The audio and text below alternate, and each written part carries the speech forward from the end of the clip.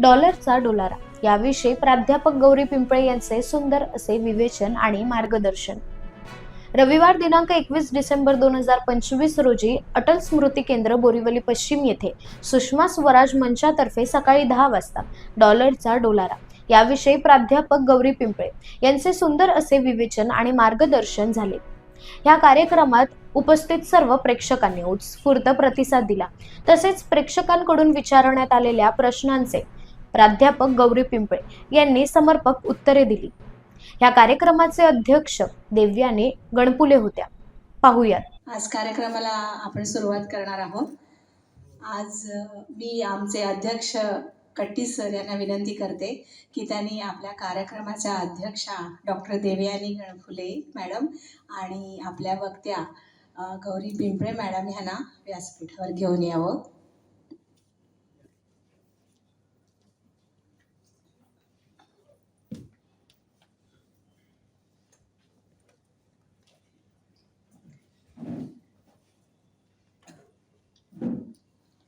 कार्यक्रमाची सुरुवात आपण नेहमीप्रमाणे दीपप्रज्वलनाने करणार आहोत. तर मी अध्यक्ष आणि वक्त्या सगळ्यांना विनंती करते की त्यांनी दीपप्रज्वलनासाठी डाव्या बाजूला जायचं आहे.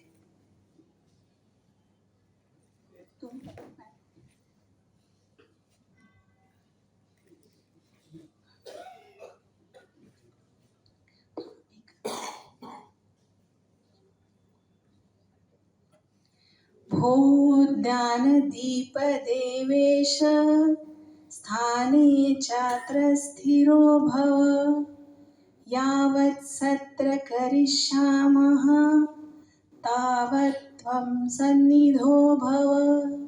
ओम.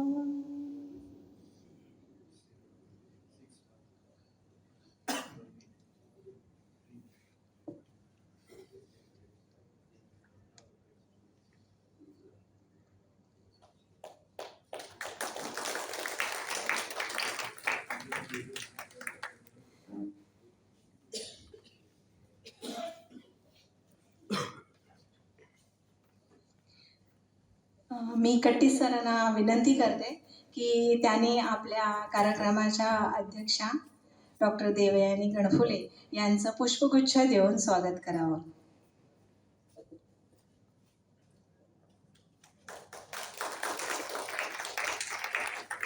वक्त्या प्रोफेसर गौरी पिंपळे.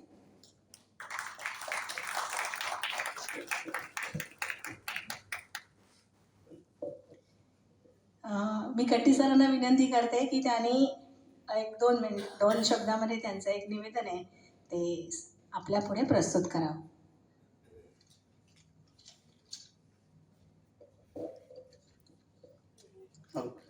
नमस्कार. आपले या सुषमा स्वराज मंचचे प्रेरणास्रोत श्री श्रीधर साठेजी आजच्या आपल्या कार्यक्रमाच्या अध्यक्षा श्रीमती गणपुले आणि आजच्या आपल्या वक्त्या गौरी पिंपळे आणि इथे जमलेल्या सर्व बोरिवलीच्या सुबुद्ध आणि सुजाण नागरिकांना नमस्कार. आपल्यापैकी बरेच जण आमच्या कार्यक्रमाला येत असतात. काही जण नव्याने आलेले आहेत, काही अनेक वेळापासून येत आहेत. तर थोडक्यात पुन्हा एकदा सुषमा स्वराज मंचविषयी एक थोडीफार माहिती सांगावी याकरता मी उभा आहे. सुषमा स्वराज मंच हे व्यासपीठ आम्ही साधारण 2019 म्हणजे नोव्हेंबर-डिसेंबरचा काळ असावा, त्यावेळी आम्ही काही समविचारी मंडळी जमलो होतो. तेव्हा असा एक विचार झाला की बोरिवलीमध्ये असं एक आपण व्याख्यान सत्र चालू करावं आणि ते सुद्धा आंतरराष्ट्रीय विषयांशी संबंधित. बाकी आपल्याकडे अनेक विषयांवर लोक चर्चा करतात, राजकारणाविषयी, क्रिकेटविषयी, सिनेमा, नाटक वगैरे. परंतु आंतरराष्ट्रीय जे विषय आहेत, आंतरराष्ट्रीय व्यापार आहे, आंतरराष्ट्रीय घडामोडी आहेत, कूटनीती, डिप्लोमसी, हे जे विषय आहेत हे फारशी चर्चा होताना दिसत नाही. आणि आपण 4 मंडळी, आपले नातेवाईक असो, मित्रमंडळी असो, आपण जमलो की साधारण असेच आपण लोकल काही विषय असतात त्याविषयी आपण चर्चा करतो. आंतरराष्ट्रीय संबंधाविषयी फारशी चर्चा होत नाही. आणि मग काही मोठी घटना घडली, काही एक प्रसंग आला की त्याविषयी ज्ञान असं फारसं कोणाला नसतं. तर ह्या दृष्टीने ही जी नेमकी गरज आहे सुशिक्षित आणि सुविद्य नागरिकांची, ही नेमकी गरज भागवण्याकरता आपल्या या बोरिवलीमध्ये एक व्यासपीठ असं उपलब्ध असावं की ज्या योगे या विषयांवर एक चर्चा करता येईल. एक या क्षेत्रातील तज्ज्ञ मंडळींना बोलवून त्यांच्याकडनं त्यांचं एक विचार ऐकणं आणि एक व्याख्यान संस्कृतीला एक पुन्हा एक उजाळा देणं, हा यातला मुख्य उद्देश आहे. आपण बघतोच की आज आपल्याकडे एखाद्या गोष्टीचं ज्ञान मिळवण्याकरता अनेक पर्याय उपलब्ध आहेत. यूट्यूब आहे, टी व्हीवर आहे, अनेक चॅनेल्स आहेत. पण समोर एखादा व्याख्याता उभं राहून आपल्याला एखादा विषय सांगतो, त्याचा जो परिणाम आहे तो फारच एक म्हणजे परिणामकारक असतो आणि त्याची जी कुठल्याही विषयाची जी उकल आहे ती जास्त प्रभावीपणे आपल्याला समजू शकते. हा मुख्य उद्देश या सुषमा स्वराज मंच आहे. आतापर्यंत आम्ही 27 कार्यक्रम केलेले आहेत. दर महिन्याच्या एखाद्या रविवारी वक्त्यांना आणि या वास्तूला म्हणजे अटल स्मृती केंद्राला अनुकूल म्हणजे तिथे डेट मिळण्या दृष्टीने असा एखादा रविवार आम्ही ठरवतो आणि मग त्या दिवशी या क्षेत्रातील तज्ज्ञ मंडळींना बोलवून त्यांचं व्याख्यान असतं.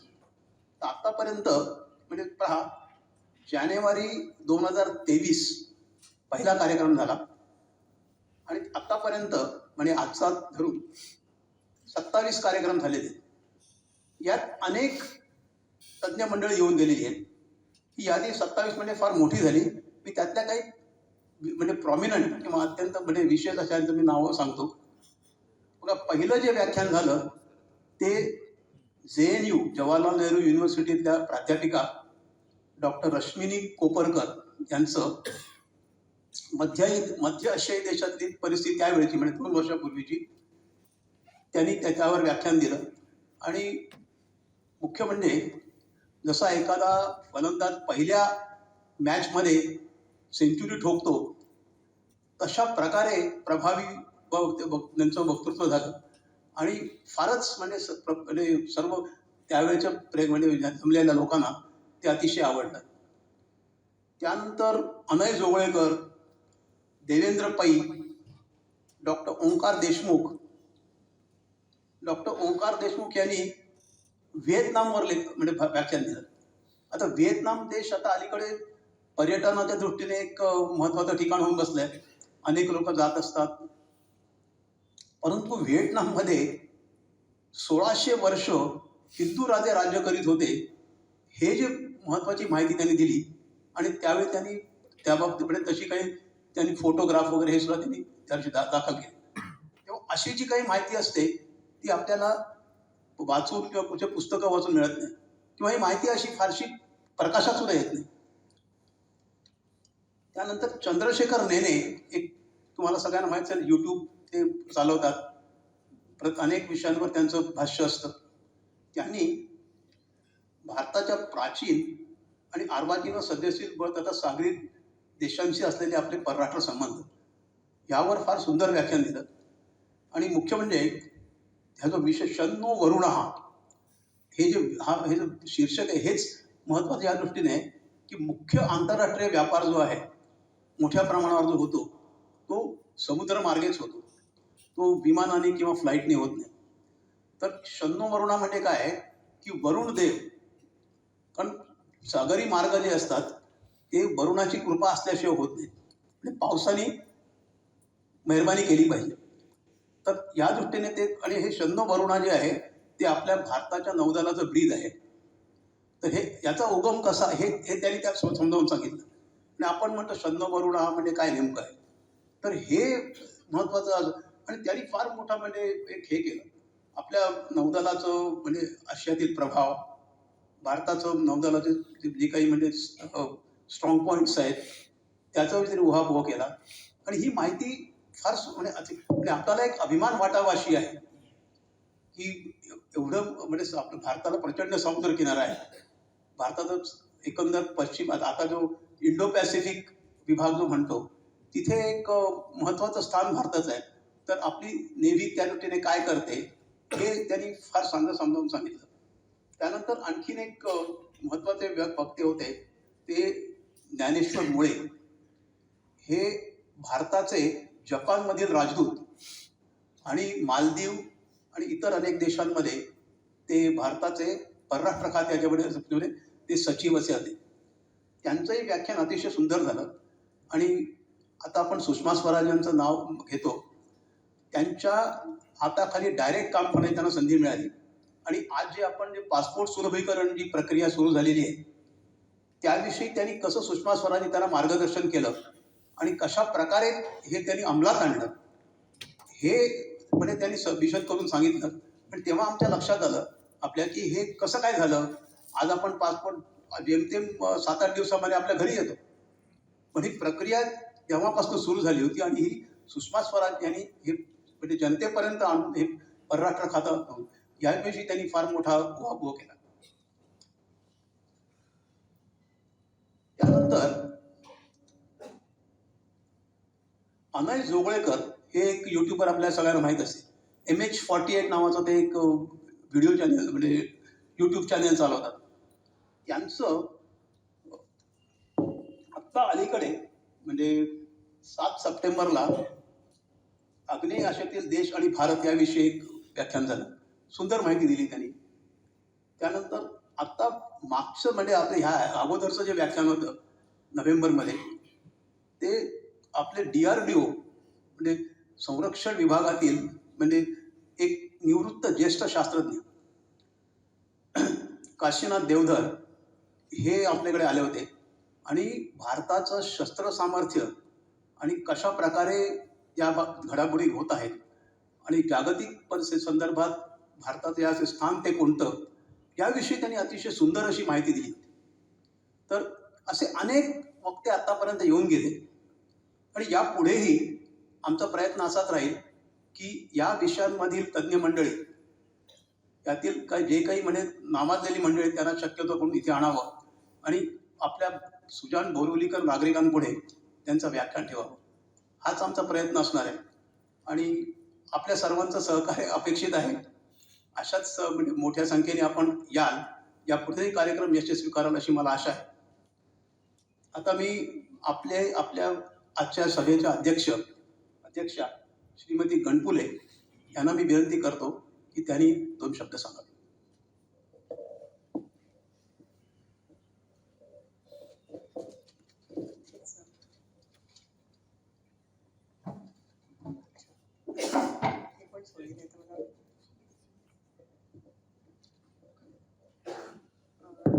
नमस्कार. कट्टी साहेबांनी आता सांगितल्याप्रमाणे की आपल्या सर्वांची वैचारिक भूक भागवण्यासाठी म्हणून सुषमा स्वराज्य मंच आणि त्याचं हे व्याख्यानाचा कार्यक्रम अस्तित्वात आला. आतापर्यंत मी माझी भूक भागवून घेत असे इथे येऊन आणि फार छान अशी ती भूक भागवली जात असे. कधी वाटलं नव्हतं की आपण या बाजूला सुद्धा येऊ आणि आपला छोटासा खारीचा वाटा या मोठ्या कार्यामध्ये उचलू. आभार सुषमा स्वराज्य मंच आणि सर्व कार्यकर्त्यांचे मला इथं बोलवल्याबद्दल. एक संकेत आहे की अध्यक्षांनी गाडी फक्त ढकलायची, गाडी चालवायची नाही. मला या माझ्या कर्तव्याची पूर्ण जाणीव आहे आणि त्यामुळे फार वेळ आपला घेणार नाही आहे. व्यवसायाने प्राध्यापक जरी निवृत्त झाले असल्यामुळे माईक काही चटकन तसं सोडणं जमत नाही. म्हणून 1-2 मिनिटं आपली जरूर घेणार आहे एवढ्याचसाठी की काही गोष्टी आपल्याला आपलं नैतिक कर्तव्य म्हणून बोलाव्याशा वाटतात आणि जे मला या विषयासंबंधात माझं नैतिक कर्तव्य वाटतंय ते फक्त मी बोलणार आणि लगेच थांबणार आहे. जेव्हा आंतरराष्ट्रीय अर्थकारण आणि त्या विषयावरचं व्याख्यान आहे हे ऐकल्यावरती मला आनंद झाला. कारण आमचं अर्थशास्त्र हा विषय आहे. कोणालाही सांगितलं अर्थशास्त्र मी शिकवते की काय वृक्ष विषय असं एक लोकांच्या मनात असतं. देशांतर्गत अर्थकारण, त्या संबंधातले मुद्दे हेही लोकांना किचकट वाटत असतात. आंतरराष्ट्रीय अर्थकारण तर ते त्याही पेक्षा अधिक किचकट लोकांना वाटतं. आणि अशा विषयावरती व्याख्यान आहे आणि त्या व्याख्यानाला लोक रविवारच्या सकाळी येणार आहेत, या गोष्टीचा मला खूप आनंद झाला. पण त्याचबरोबर तो जो विषय आहे, मी जरा एक गमतीत मनातल्या मनात तो विषय ट्विस्ट करून बघितला की आता या विषयात डॉलर हा शब्द नसता तर कारण आत्ता आपल्याला डॉलर आणि त्याचा भाव म्हटल्याबरोबर आणखीन एक गोष्ट ताबडतोब आठवते, ती म्हणजे H1B विजा इश्यू. बरोबर आहे. आणि हे असे एकत्रितपणे आपल्यावर आदळलेली काय पण म्हणू शस्त्र आहेत. त्यापैकी डॉलरचा भाव वाढलाय आणि त्याच्या मागची कारणं म्हणजे आपल्यावरती प्रचंड मोठ्या प्रमाणावर टॅरिफ लावलाय वगैरे, हे सगळं गौरी मॅडम बोलतीलच, त्याबद्दल मी बोलत नाही. आणि अशा पद्धतीने आंतरराष्ट्रीय व्यापारावरती कर लावणं, कराचा शस्त्र म्हणून वापर करणं ही खूप जुनी पद्धत आहे. आपल्या देशाच्या भल्यासाठी अनेक देश अनेकदा हे शस्त्र वापरलेलं आहे. ते मला जे एक माझं नैतिक कर्तव्य म्हणून बोलावंसं वाटलं ती गोष्ट अशी आहे की आज H1B विजा ह्याचा सुद्धा शस्त्र म्हणून भारताविरुद्ध उपयोग केला जातोय. हे नवं शस्त्र आहे. हे फार कॉमन शस्त्र नाहीये की तुमच्या नागरिकांना आम्ही विजा देणार नाही, तुम्हाला हव्या त्या प्रमाणात देणार नाही, किंवा दिला तर आम्हाला आमच्या मर्जीने देऊ. आणि हे जे शस्त्र आहे, हे शस्त्र कुणी निर्माण केलंय? हे शस्त्र भारतीय 100% बनावटीचं आहे. कारण आपल्याला तिथे जायचं आहे, ते बोलवत नाहीयेत या म्हणून. आपण गेलो नाही तर ते अजिबात आपल्यावर जबरदस्ती करणार नाहीयेत या म्हणून. आपल्याला तिथे जायचं आहे. त्यांना जर 100 लोक हवी असतील तर आपल्याला 1000 लोक पाठवायचे किंवा 1000 लोकांना जायचं आहे. आणि H1B विजाची दुर्मिळता झाली आहे. हे खरं ते शस्त्र म्हणून वापरलं जाण्यामागे कारण आहे.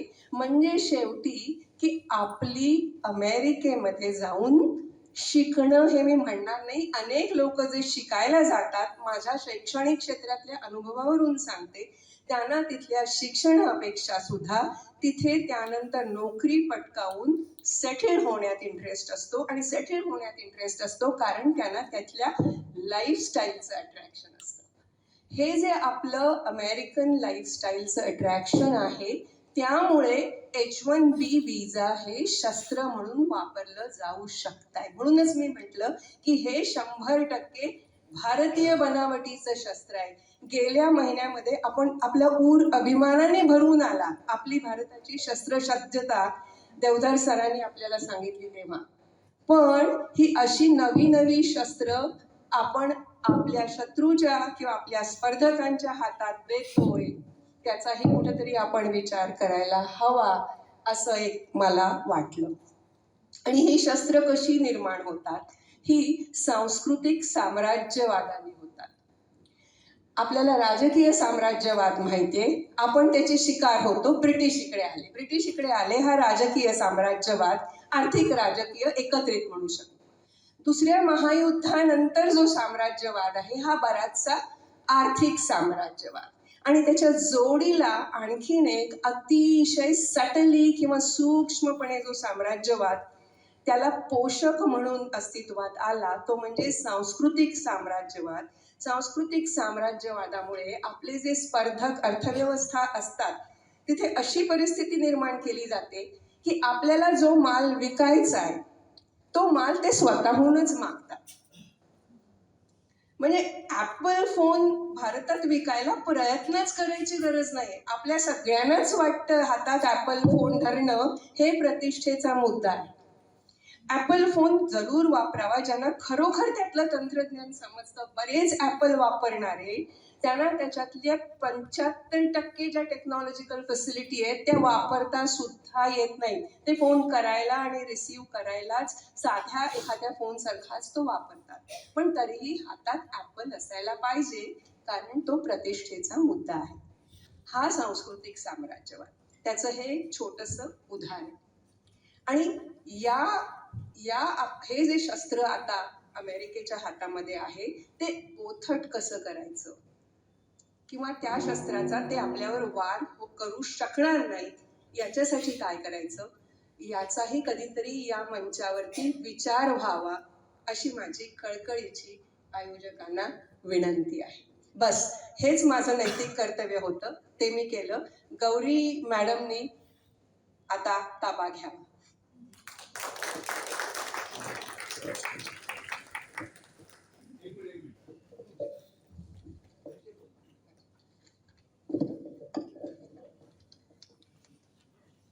अध्यक्षांनी अवगत व्यक्त केलं, पण त्यांचा परिचय देण्याचं राहून गेलंय, तर ते मी परिचय देते. आपल्या आजच्या कार्यक्रमाच्या अध्यक्ष आहेत प्राध्यापक डॉक्टर देवयानी गणफुले. त्या MA गोल्ड मेडलिस्ट आहेत आणि PhD in economics of education हे त्यांचं सगळ्यात मोठी अचिव्हमेंट आहे. गेली 36 वर्षांचा त्यांचा अध्यापनाचा अनुभव आहे. त्यापैकी रुईया कॉलेजमध्ये त्यांनी 28 वर्ष अध्यापन केलेलं आहे. तिथूनच व्हाईस प्रिन्सिपल म्हणून त्या निवृत्त झाल्या आहेत. विविध राष्ट्रीय आणि आंतरराष्ट्रीय स्तरावर अनेक सेमिनार्स आणि कॉन्फरन्सेसमध्ये त्यांचे पेपर प्रेझेंट झालेले आहेत, प्रकाशित केलेले आहेत त्यांनी पेपर असे. व्हिजिटिंग फॅकल्टी म्हणून मानांकित NMIMS युनिव्हर्सिटी आणि ICFAI बिझनेस स्कूलमध्ये त्यांनी काम केलं आहे. रुईया कॉलेजमध्ये असताना त्यांनी विविध पदावर काम केलेलं आहे. व्हाईस प्रिन्सिपल त्या होत्याच, पण coordinator of internal quality assurance cell, founder of Ruia foreign language centre, chairperson of career guidance cell, chief editor of college digital magazine and college almanac, या ही सगळी पदं त्यांनी भूषवलेली आहेत. तर आपलं आज सौभाग्य आहे की आपला जो विषय आहे डॉलरचा डोलारा, त्याला अतिशय समर्पक आणि ॲप्ट अशा अध्यक्षा आपल्याला लाभलेल्या आहेत. मी त्यांचं स्वागत करते आणि त्यांचे आभारही मी मानते. आता थोडक्यात परिचय आपल्या आजच्या वक्त्यांचा.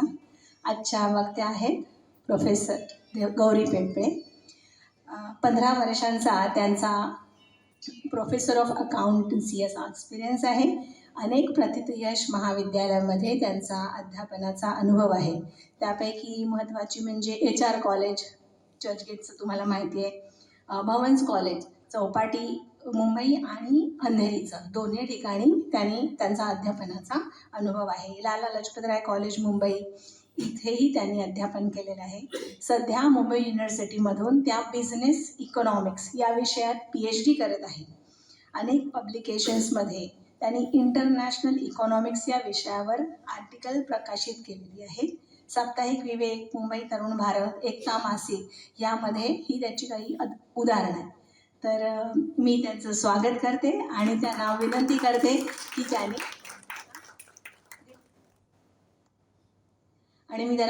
करते की आजच्या व्याख्यानाची त्यांनी सुरुवात करावी.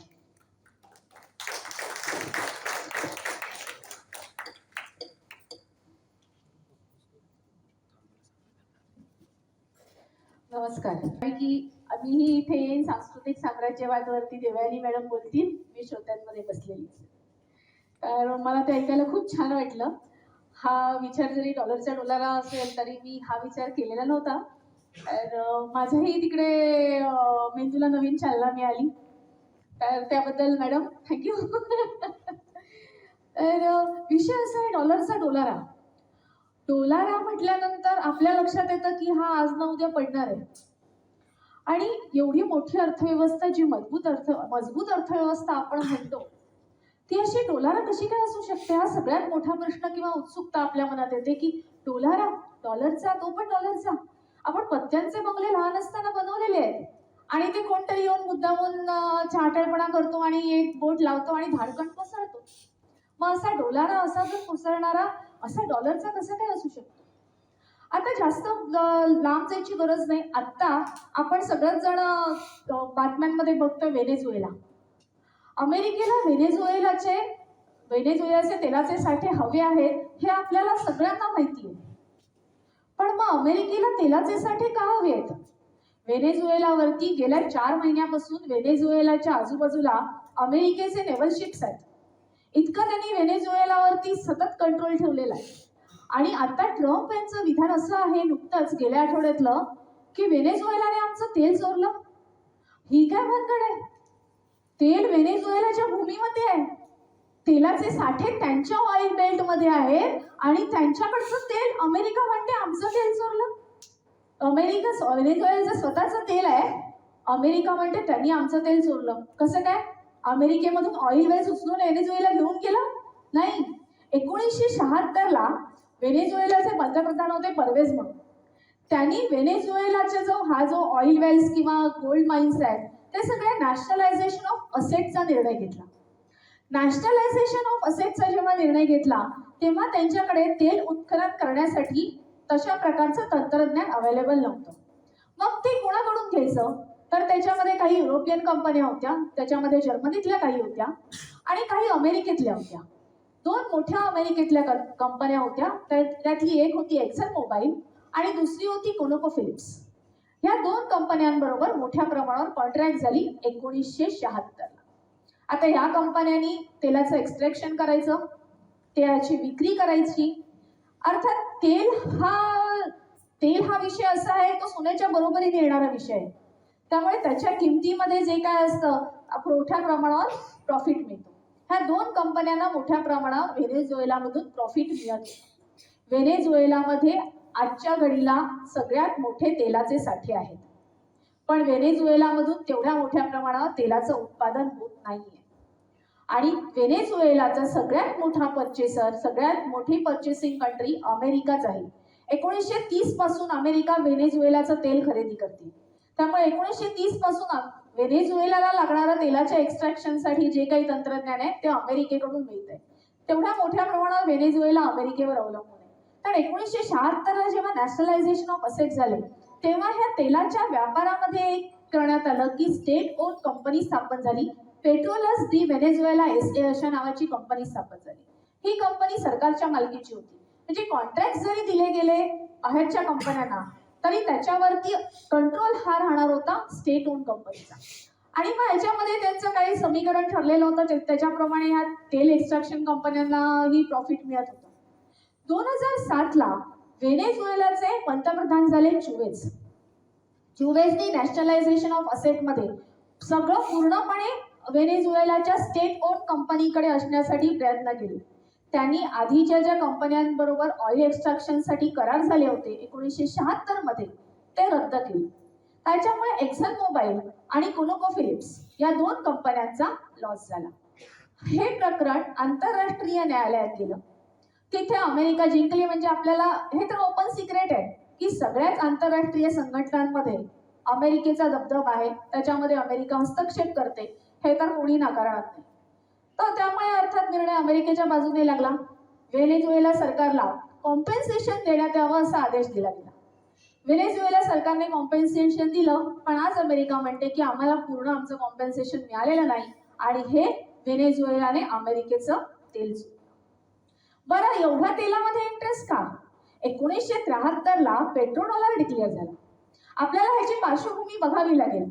1945ला ही आजची जागतिक अर्थव्यवस्था जी आहे त्याचा उदय 1945ला झाला. कारण त्याच्या आधी ज्या वसाहतवादी युरोपातली राष्ट्र होती ती 2 महायुद्धांना सामोरी गेली. त्यामुळे त्यांची आर्थिक स्थिती तितकीशी मजबूत नव्हती. अमेरिका हा एकमात्र देश असा होता दुसऱ्या महायुद्धानंतर की तो सगळीकडून मजबूत होता, आर्थिकदृष्ट्या मजबूत होता. अमेरिकेने स्वतःचं लष्करी सामर्थ्य जपानच्या हिरोशिमा नागासाकीवरती अणुबॉम्ब टाकून दाखवलेलं होतं. त्यामुळे अमेरिकेच्या लष्करी सामर्थ्याला संपूर्ण जग घाबरत होतं. डॉलर हा एकमात्र चलन असं होतं की जे स्थिर राहू शकतं. म्हणून आंतरराष्ट्रीय व्यापार हे डॉलरमध्ये करायचे ठरले. अमेरिकेने डॉलर प्रिंट करायचा रेशो ठरला $35 पर औंस. म्हणजे $35 डॉलर प्रिंट करण्यासाठी 1 अंश सोनं असलं पाहिजे, हा नियम ठरला. वर्ल्ड बँक करन्सी झाली अमेरिका.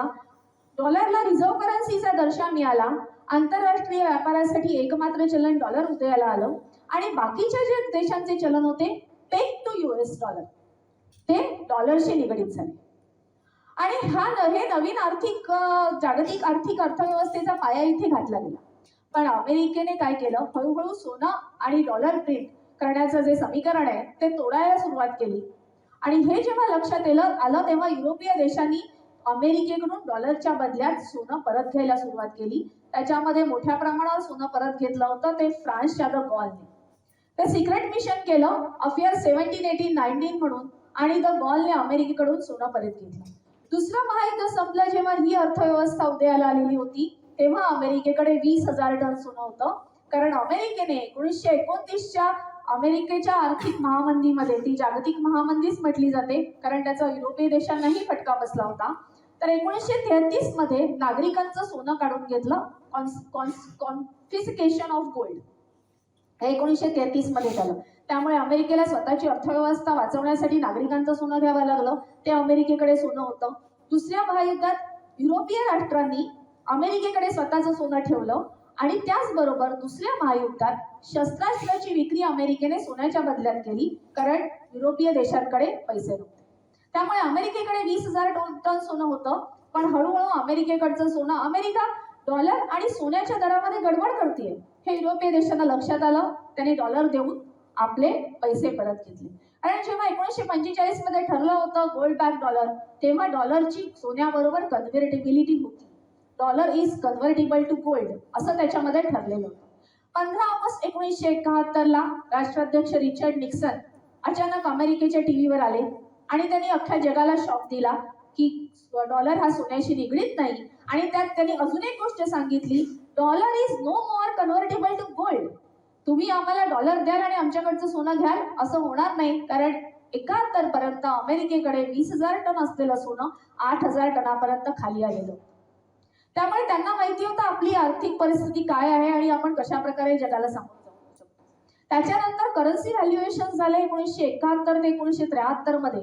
वेगवेगळ्या देशांना त्याचा फटका बसला आणि 1973 मध्ये अमेरिकेने सौदी अरेबियाबरोबर करार केला आणि त्याच्याबरोबर आखातातल्या सगळ्या देशांबरोबर करार झाला की पेट्रोल हे डॉलर मध्येच विकलं जाईल, दुसऱ्या कुठल्याही चलनात विकलं जाणार नाही. आणि त्याच्यानंतर पेट्रो डॉलर अस्तित्वात आल्यानंतर जगात जिकडे जिकडे तेलाचे साठे आहेत ते सगळं भौगोलिक क्षेत्र अमेरिकेच्या मालकीचं आहे असं अमेरिकेला वाटायला लागलं. आणि त्यामुळे आपली जर जगावरती जागतिक अर्थकारणावरची पकड कायम राखायची असेल तर ह्या ज्या क्षेत्रांमध्ये तेल आहे, तेलाच्या विहिरी आहेत, ती क्षेत्र आपल्या ताब्यात असायला पाहिजेत काहीही करू. आणि म्हणून आज अमेरिकी अर्थव्यवस्था तितक्या मोठ्या चांगल्या कंडिशन मध्ये नाहीये. म्हणून त्यांना व्हेनेझुएलाचं तेल हवंय. ट्रम्पचं म्हणणं असं आहे, व्हेनेझुएलाचे तेलाचे साठी आमच्या ताब्यात द्या आणि अमेरिका त्या तेलाचं एक्स्ट्रॅक्शन करेल, विक्री करेल, त्याच्यामधून प्रॉफिट कमवेल आणि अमेरिकेची अर्थव्यवस्था सुधारेल. पण जिकडे पेट्रोल डॉलर उदयाला आला तिकडे प्रत्येक ठिकाणी तेलाच्या व्यवहारामध्ये अमेरिका आहेच. म्हणून आज भारताला धमकी दे, उद्या चीनला धमकी दे, काय रशियाचं तेल खरेदी करू नका. म्हणजे तेलाचा व्यापार आहे. तेल हा 1973 नंतर लक्षात येईल आपल्या की तेल अक्षरशः सोन्यासारखंच मोजलं गेलेलं आहे. तेलाची उपयुक्तता आहे, सगळीकडे लागतं, जशी टेक्नॉलॉजी वाढली तसा तेलाचा वापर वाढला. पण आता जागतिक परिस्थिती अशी आली की जरी अमेरिकेने धमकी दिली तरी भारतापासून सौदी अरेबियापर्यंत कोणी अमेरिकेचं ऐकत नाही हे दिसून आलं. कारण भारताने रशियाकडून मोठ्या प्रमाणावर तेल खरेदी केलं जरी 21 नोव्हेंबरला सँक्शन्स टाकतो असं म्हटलं तरी. आताचा आपण रोजचा डेली डेटा बघितला तर भारताने रशियाकडून खरेदी केलेलं तेल जास्तच आहे. म्हणजे असं म्हटलं गेलं होतं की अमेरिकेने राष्ट्राध्यक्षांनी सँक्शन्स टाकले म्हणून तेलाच्या किमती वाढतील आणि जागतिक अर्थव्यवस्थेमध्ये खूप मोठी काहीतरी खळबळ उडेल. पण तसं झालेलं नाही. तेव्हाही त्यांनी सँक्शन्सची घोषणा केली ट्रम्प यांनी, तेव्हाही तेलाच्या किमती $60 पर बॅरल याच त्याच्या आसपास होत्या. त्या आजही तितक्याच आहेत. 2008 मध्ये तेलाची किमती $148 पर बॅरल होत्या. तेव्हाचा भारताचा इम्पोर्ट बिल बघा, आपल्याला धक्का बसेल इतकं मोठं आहे. आज आपल्या जीडीपीच्या हिशोबामध्ये तेलावरचं आपली डिपेंडन्सी कमी झाली आहे आणि इम्पोर्ट बिलही कमी झालेलं आहे. आणि त्यात रेट स्टेबल झाले, कारण सौदी अमेरिकेचं ऐकत नाहीये, रशिया तर अमेरिकेचं ऐकत नाहीच आहे. पण भारतानेही दाखवून दिलेलं आहे की किती धमक्या दिल्या तरी भारतही अमेरिकेचं ऐकत नाही. म्हणजे पेट्रो डॉलर उदयाला आल्यानंतर तेलाच्या प्रत्येक गोष्टीमध्ये अमेरिकेने हस्तक्षेप केला. त्याच्याबरोबर दुसरा एक त्यांचा मुद्दा होता, जसं रिझर्व्ह करन्सी म्हणून अमेरिकेला दर्जा मिळाला तसंच सगळ्या देशांनी मोठ्या प्रमाणावर डॉलर स्वतःकडे साठवायला सुरुवात केली. एकतर आंतरराष्ट्रीय व्यापारासाठी लागणार होतेच, रिझर्व्ह करन्सी म्हणून होते, तेलाच्या व्यापारासाठी लागणार होते. मग आता फॉरेक्स रिझर्व्ह किती असावा याचं एक समीकरण आहे. 10 ते 12 महिन्यांचं इम्पोर्ट बिल पे करता येईल इतका फॉरेक्स रिझर्व्ह असावा. पण जास्तीत जास्त डॉलर मिळवण्यासाठी निर्यात प्रधान अर्थव्यवस्था उदयाला आल्या, एक्सपोर्ट ओरिएंटेड कंट्री. या निर्यात प्रधान अर्थव्यवस्थांमध्ये आज चीन सगळ्यात पुढे आहे निर्यात प्रधान अर्थव्यवस्थामध्ये, पण 60, 70, 80च्या दशकामध्ये जपान सगळ्यात पुढे होतं निर्यात प्रधान अर्थव्यवस्थेमध्ये. आता जपानमध्ये झालं असं, दुसऱ्या महायुद्धानंतर जपानची अर्थव्यवस्था तितकी चांगली नव्हती. जपानमध्ये हायपर इन्फ्लेशन होतं आणि त्याच्यामुळे जपानला एक अमेरिकी अर्थशास्त्रज्ञ डॉज म्हणून आहेत, त्यांनी एक जपानसाठी प्लॅन करून दिला. त्याच्याप्रमाणे गव्हर्नमेंट स्पेंडिंग कमी करायचं, त्याच्यामध्ये टॅक्स रेट्समध्ये चेंजेस करायचे असं ठरलं. आणि त्याच्यानंतर 1950ला कोरियन वॉर झाली. कोरियन युद्धामध्ये अमेरिकेला आणि युनायटेड नेशन्सला एक लष्करी तळ हवा होता.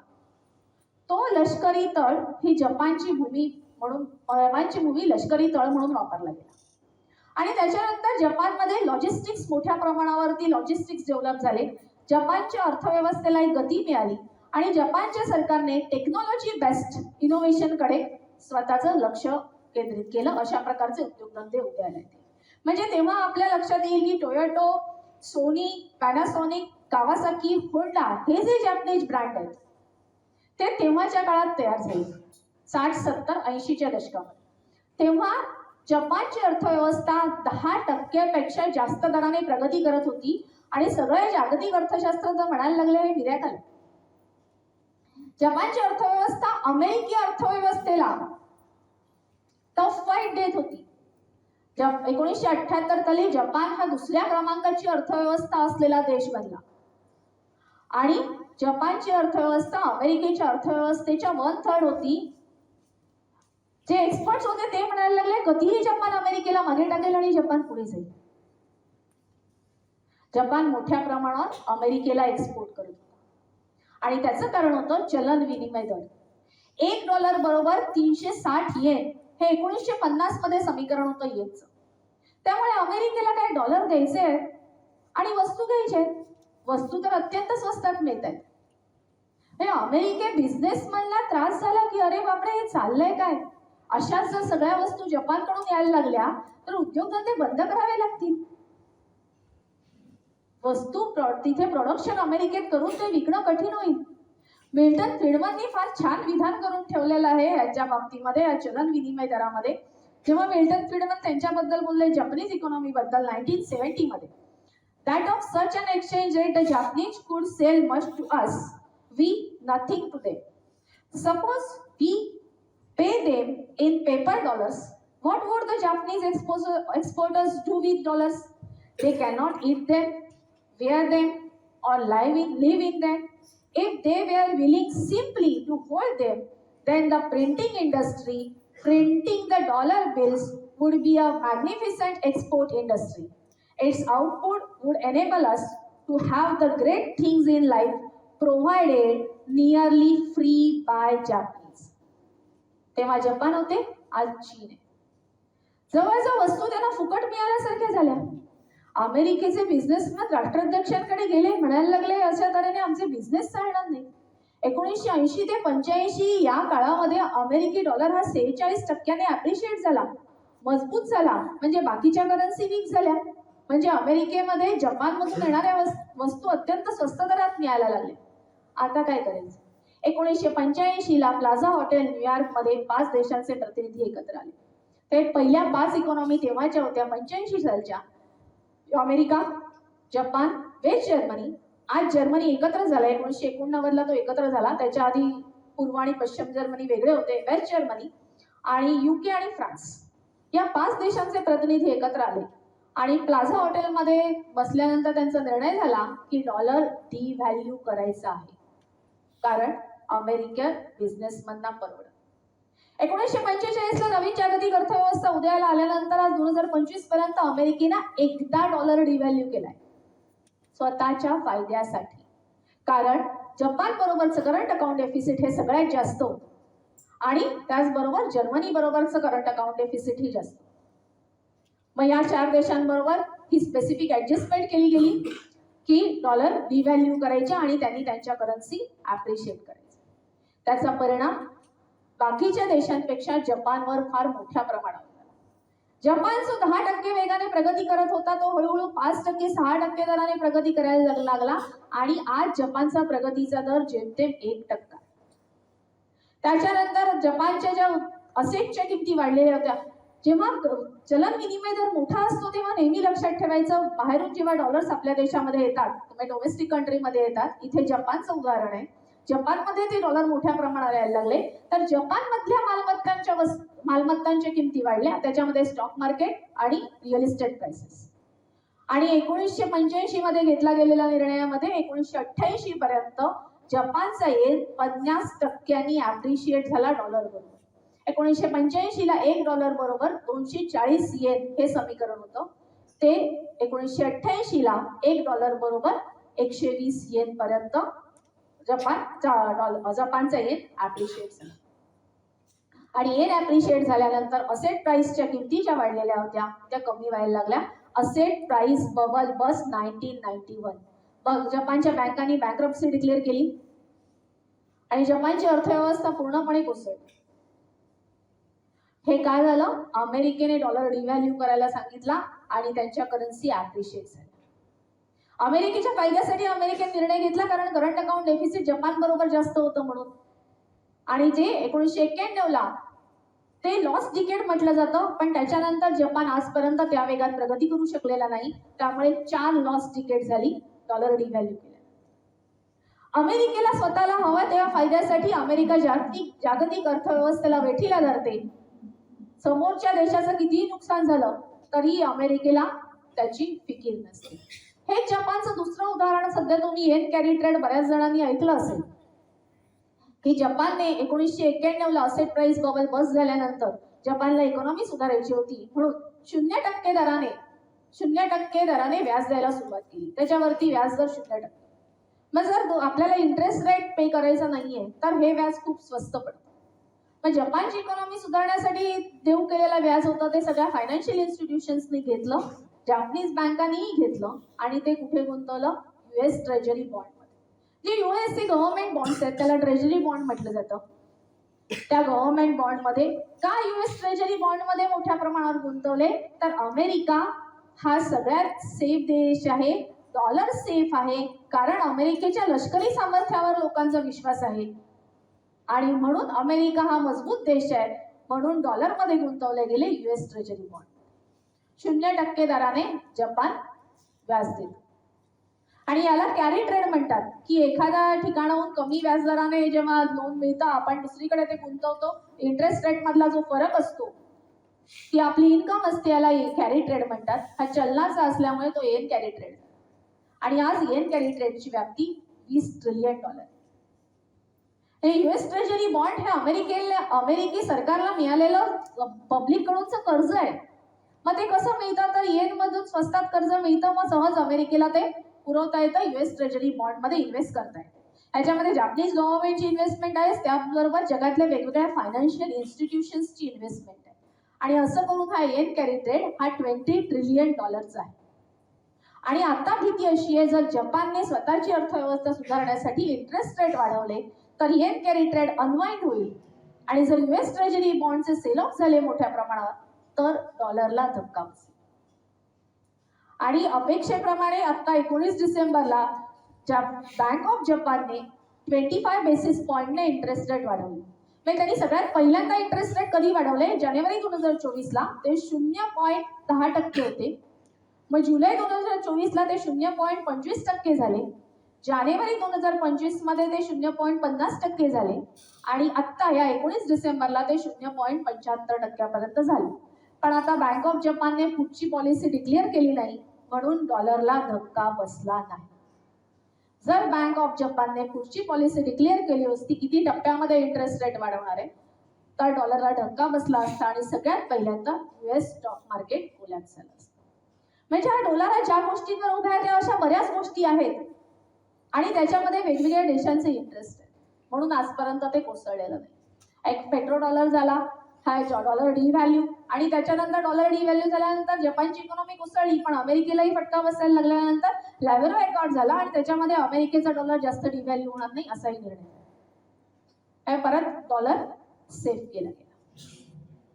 1990 ला ग्लोबलायझेशन आलं. ग्लोबलायझेशन मध्ये त्याच्यामधली एक टर्म होती free capital movements. Free capital movement मध्ये देशातली इन्व्हेस्टमेंट कोणीही करू शकतो कोणत्याही देशामध्ये. याच्यामध्ये मुख्यत्वाने डॉलरच आले. हे स्टॉक मार्केटमध्ये आपण म्हणतो स्टॉक मार्केटमध्ये एवढी डॉलरची इन्व्हेस्टमेंट आली जी फॉरेन इन्स्टिट्यूशनल इन्व्हेस्टर्सने केली. म्हणजे फॉरेन इन्स्टिट्यूशनल इन्व्हेस्टर डॉलर कोणत्याही मार्केटमध्ये टाकत होते स्वतःचा प्रॉफिट कमावत. पण हे फॉरेन इन्स्टिट्यूशनल इन्व्हेस्टर्स जे आहेत ते इतक्या नाजूक सेंटिमेंटवर चालतात का 1997 ला त्यांनी ईस्ट एशियन क्रायसिस केला. 1997 ला 90च्या दशकामध्ये एक्सपोर्ट ओरिएंटेड कंट्रीजमध्ये जसं जपान होता तसंच south Korea, Philippines, Thailand, Malaysia हे सगळे देश तेही अमेरिकेला एक्सपोर्ट करत होते. अमेरिकेला एक्सपोर्ट करत होते. फ्री कॅपिटल मुवमेंटमध्ये मुळे त्यांच्याकडेही स्टॉक मार्केटमध्ये भरपूर मोठ्या प्रमाणात डॉलरमध्ये गुंतवणूक झाली. IMFने म्हटलं हे पण एक मिरॅकल आहे, ईस्ट एशियन मिरॅकल म्हटलं त्याला, की त्यांच्या सरकारची धोरणं इतकी चांगली आहेत त्यामुळे त्या अपेक्षेपेक्षा जास्त वेगात हे सगळे देश प्रगती करतात. जून 1997 मध्ये IMF म्हणतं की हे सगळं मिरॅकल आहे आणि 2 जुलै 1997 वर सेंटिमेंट बेस्ट फॉरेन इन्व्हेस्टमेंटनी थायलंडच्या स्टॉक मार्केटमधून एका दिवसात 10 डॉलर्स काढून घेतले. सेल ऑफ झाला. थायलंडचं स्टॉक मार्केट पडलं, करन्सी कोसळली आणि थायलंडकडे तेवढे डॉलर नव्हते की करन्सी ते अप्रिशिएट करते. थायलंडची अर्थव्यवस्था बुडाली. कॉन्टेजन इफेक्ट पूर्ण ईस्ट एशियामध्ये पसरला. East Asian crisis. Free capital movement कोणाच्या फायद्यासाठी?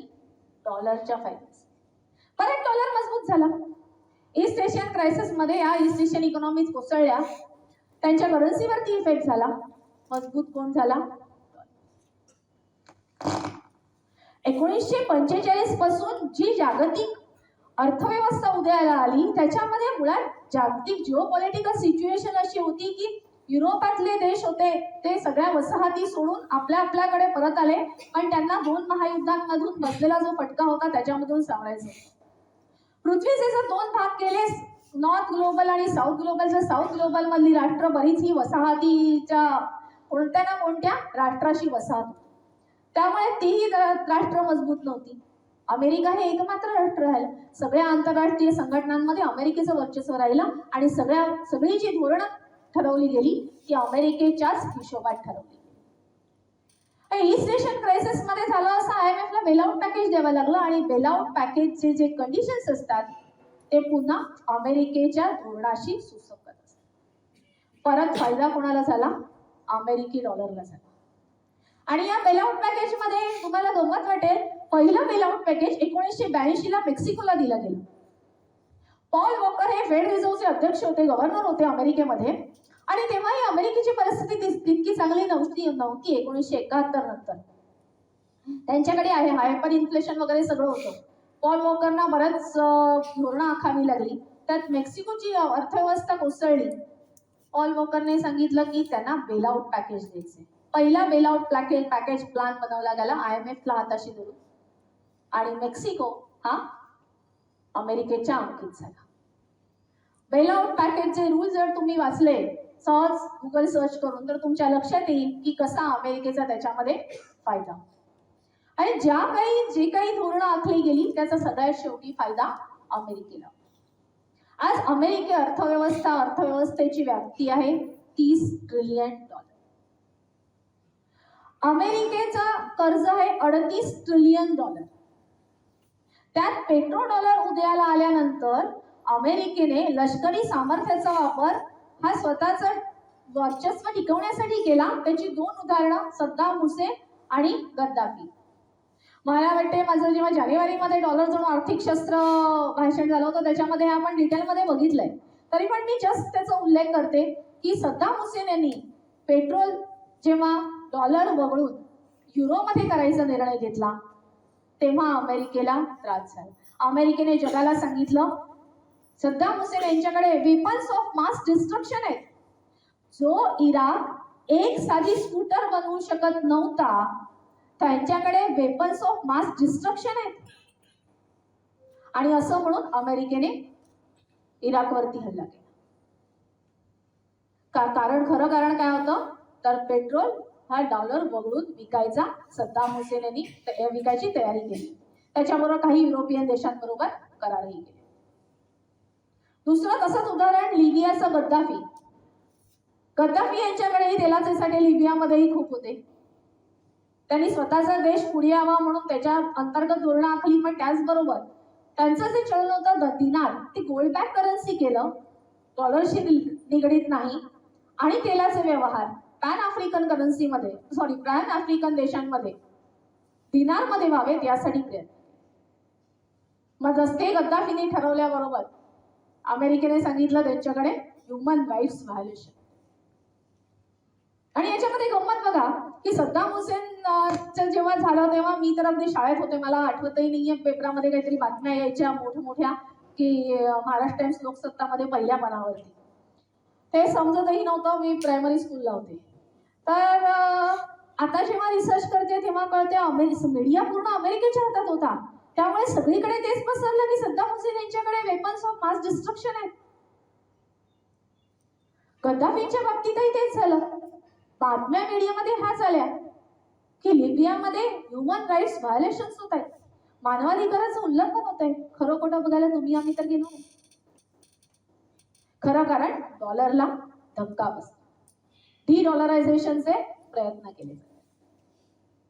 आणि त्यामुळे सद्दाम हुसेन आणि गद्दाफी दोघांनाही अमेरिकेने मारून टाकलं. म्हणजे आता रिसेंट काही क्लिपिंग्स बाहेर आल्या तेव्हाच्या टेलिव्हिजनवरती आलेल्या होत्या त्याच्यामध्ये गद्दाफी राजीनामा द्यायला तयार आहेत. पण अमेरिकेला राजीनामा नकोय. अमेरिकेला गद्दाफी इथपर्यंत अमेरिकेने डॉलर वाचवण्यासाठी केलेलं आहे.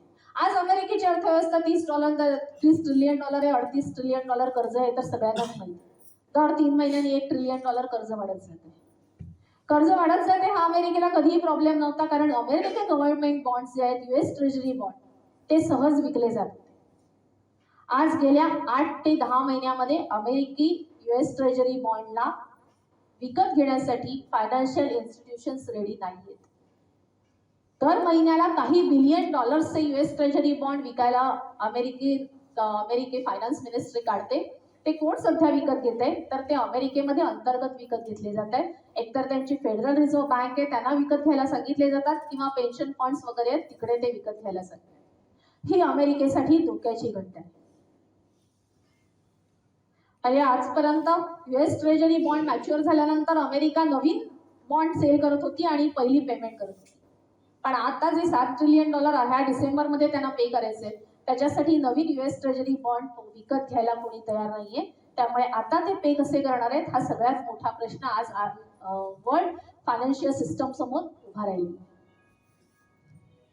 आणि याच्यामध्ये तुम्हाला अजून आश्चर्य वाटेल ही गोष्ट US सोशल सिक्युरिटी मेजर्सची तूट डेफिसिट हा $73 ट्रिलियन आहे. $73 ट्रिलियन 73 वरती 12 शून्य. एवढी मोठी अमाऊंट. सोशल सिक्युरिटी मेजर्सची तूट. मग सोशल सिक्युरिटी मेजर्स काय अमेरिकेमध्ये अनादिकालापासून चालत आलेत का? नाही. अमेरिकेने स्वतःच्या जिओपॉलिटिकल पोझिशनचा उपयोग असा केला की स्वतःच्या नागरिकांना त्याचा जास्तीत जास्त फायदा दिला. पण हे उदयाला आलं कधी? 1960च्या दशकात. 1960 मध्ये तुम्ही 1960 मधल्या जर अमेरिकन टेलिव्हिजन सिरियल्स बघितल्या तर त्याच्यामध्ये तुम्हाला आपल्यासारखीच कुटुंब व्यवस्था दिसेल. घरातला करता पुरुष आहे, तो कुठे कामधंदा नोकरी रोजगार जे काय करतोय, घरातली जी त्याची पत्नी आहे ती संपूर्ण घर सांभाळते, मुलांना सांभाळते, वृद्धांना सांभाळते, सगळ्या जबाबदाऱ्या घेते.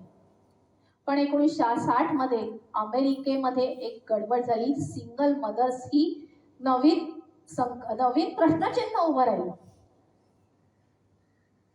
की ते सिंगल मदर्स आणि विदाऊट वेडलॉक जन्माला आलेली मुलं यांचं काय करायचं. ते होऊ नये म्हणून डिसिजन घेण्याऐवजी त्यांना मदत कशी करता येईल याच्यावरती डिबेट झाली. वेलफेअर स्टेट, कल्याणकारी राज्याची संकल्पना आली. म्हणजे 1950चं उदाहरण देते तुम्हाला. अमेरिकन नागरिकही नैतिकता अनैतिकता याचा विचार करत होता. इन्ग्रिड बर्जमन नावाची एक स्वीडिश अभिनेत्री, ती तेव्हा अमेरिकेमध्ये हॉलिवूडमध्ये खूप लोकप्रिय झाली. तिचे 1950 मध्ये रुझोलिनी इटालियन डायरेक्टर बरोबर मूव्ही करत असताना तिचे संबंध जुळले आणि त्यांच्यापासून तिला मूल होणार आहे अशी बातमी बाहेर आली. अशी बातमी बाहेर आल्यामुळे अमेरिकी समाज व्यवस्थेने ते स्वीकारलं नाही. तिच्यावर अशी वेळ आली की तिला अमेरिकेमधून युरोपामध्ये जाऊन शिफ्ट व्हावं लागलं. ती कायमस्वरूपी युरोपीय देशामध्ये गेली. म्हणजे एवढा अमेरिकन जनता नैतिकता अनैतिकता याचा विचार करत होती. कुटुंब व्यवस्था हा त्यांच्या समाज रचनेचा पाया होता. आणि तेव्हा हे सिंगल मदर्सचा मुद्दा आला. डेमोक्रेट्सनी त्याला उचलून धरलं. त्यांनी सांगितलं की आम्ही सिंगल मदर्सना भत्ते. आणि याच्यामध्ये प्रमाण कोणाचं जास्त होतं. 1960 मध्ये विदाऊट वेडलॉक जन्माला आलेली मुलं गोऱ्या लोकांमध्ये 3% होती. ती आफ्रिकन अमेरिकन नागरिकांमध्ये 24% प्रमाण. त्यामुळे आफ्रिकन अमेरिकन नागरिकांनी डेमोक्रेट्सना मतदान केलं. डेमोक्रेट्स सत्तेवर आले आणि सिंगल मदर्स आणि त्याच्याबरोबर त्यांच्या मुलांना जे काय आहे ते भत्ते झाले. 1985 ला एक मर्फी ब्राऊन नावाची अमेरिकन टेलिव्हिजनवर सिरियल आली. याच्यामध्ये मर्फी ब्राऊन ही एक स्त्री बंडखोर पत्रकार होती.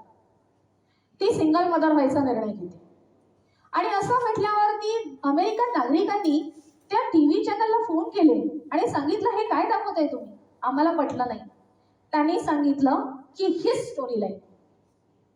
आणि हे पुरोगामी लोकांचं वैशिष्ट्य आहे. ते प्रतिष्ठित किंवा प्रसिद्ध झालेल्या व्यक्तींमार्फत स्वतःचा अजेंडा राबवतात. ही स्टोरी लाईन आहे. तेव्हाचे अमेरिकेचे व्हाईस प्रेसिडेंट होते डॅन क्वेल. त्यांनी सांगितलं की डेमोक्रेट्स त्या मर्फी ब्राऊनला ग्लोरीफाय करतायत आणि कुटुंब व्यवस्थेवर आघात करतायत. पुढे जाऊन कुटुंब व्यवस्था संपुष्टात येईल, मोडकळीला येईल. पण तेव्हा अर्थशास्त्रज्ञांनी सांगितलं की कुटुंब व्यवस्था ही अर्थव्यवस्था वाढीसाठी अडचणीची ठरते. आणि वेलफेअर स्टेटचा जन्म झाला. त्याच्यानंतर पहिल्यांदा जे सिंगल मदर्स आणि त्यांच्या मुलांना दिले गेलेले भत्ते ते पुढे अनएम्प्लॉयमेंट बेनिफिट म्हणजे रोजगार. ठीक आहे, तुम्ही काम करता, तुम्हाला सरकार पगार देतं, ती गोष्ट वेगळी. पण काम न करता unemployment benefits, old age pension ही वृद्ध व्यक्तींची जबाबदारी तरुणांनी किंवा मध्यम वयाच्या लोकांनी घ्यायला पाहिजे. ती जबाबदारी सरकार घेते. मग कुटुंब व्यवस्थाची जबाबदारी म्हणून आहे ती राहिली कुठे. त्याचं कारण अमेरिकी राज्यघटने. अमेरिकी राज्यघटना इंडिव्हिज्युअलिझम व्यक्ती स्वातंत्र्याला अवास्तव महत्व देते. कुटुंब व्यवस्था मोडली तरी चालेल पण व्यक्ती स्वातंत्र्य टिकलं पाहिजे हे त्यांचं धोरण. आणि त्यामुळे आज या सगळ्याचा असा परिणाम झालाय. त्यांचा सोशल सिक्युरिटी मेजर्सचा डेफिसिट $73 ट्रिलियन झालाय. हे आर्थिक अडचण तर आहेच, पण त्याचबरोबर आफ्रिकन अमेरिकन लोकांमध्ये विदाऊट वेडलॉक जन्माला येणाऱ्या मुलांचं प्रमाण हे 75% आहे. 75% मुलांना वडील ही संकल्पनाच माहित नाही. म्हणजे याचाच दुसरा अर्थ पुरुषांची वडील ही जबाबदारीच नाही. आणि याच्यामुळे ती मुलं ड्रग ऍडिक्ट होतात. क्राईम रेट्स वाढलेत. आणि एकदा क्राईम रेट्स वाढल्यानंतर परत लॉ अँड ऑर्डरचा प्रश्न झाला. परत तो अर्थव्यवस्थेशी निगडीत झाला. आणि हे अमेरिकेला का परवडू शकते, कारण अमेरिकेची जिओ पॉलिटिक्स मध्ये असलेली पोझिशन आणि डॉलरचं असलेलं महत्व. जर डॉलरचं महत्व नसतं तर अशा जर पॉलिसीज चालवल्या असत्या तर एखादा देश आजपर्यंत देशोधडीला लागला असता. पण आजपर्यंत अमेरिका कोसळली नाही. हे डॉलरचं डोलारा असण्याचं अजून एक कारण. पाया चांगला बांधला होता, पण तो भुसभुशीत केला गेला अमेरिकेच्या स्वतःच्याच धोरणाने. आणि त्याच्यामध्ये ह्या सगळ्या भुसभुशीतपणाला अजून एक मदत करणारी व्यवस्था म्हणजे तुमचा विश्वास बसणारे American banking system. American banking system आणि इंडियन बँकिंग सिस्टम मध्ये खूप मोठा फरक आहे. आणि त्यांच्याकडे एक इन्व्हेस्टमेंट बँकिंग नावाची संकल्पना आहे. 2008चे सबप्राईम क्रायसिस सगळ्यांनाच माहिती असतील. बिग शॉर्ट मूवी बघितलाय?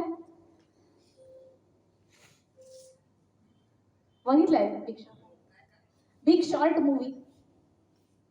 त्याच्यामध्ये त्यांनी ते सगळं दाखवलंय. म्हणजे जे तो बघायला खरं तर मी तुम्हाला सजेस्ट करते, पण तो बघायला खूप किचकट आहे. तुम्ही बघाल तेव्हा कळेल. पण त्याच्यामध्ये जे काही सगळं ऍक्च्युली 2008च्या सबप्राईम क्रायसिसचं दाखवलंय ते मी तुम्हाला थोडंसं एक्झाम्पल घेऊन इथेच तुम्हाला एक्सप्लेन करते. ते त्यांच्याकडे ज्या संकल्पना आहेत बँकिंग सिस्टममध्ये त्या आपल्याकडे नाहीत. आपल्याकडे काय जगाच्या पाठीवर कुठेच. त्या त्यांच्या स्पेसिफिकली संकल्पना आहे. इंटरनॅशनल फायनान्सचं कोणतेही रेफरन्स बुक घेतल्यानंतर एक एक संकल्पना तुम्हाला वाचायला मिळतात. त्याच्यामध्ये खाली नोट असते. हे तुम्हाला अमेरिकन बँकिंग सिस्टम मध्येच मिळेल. इतकी अमेरिकन बँकिंग सिस्टम अशी गमतीची आहे.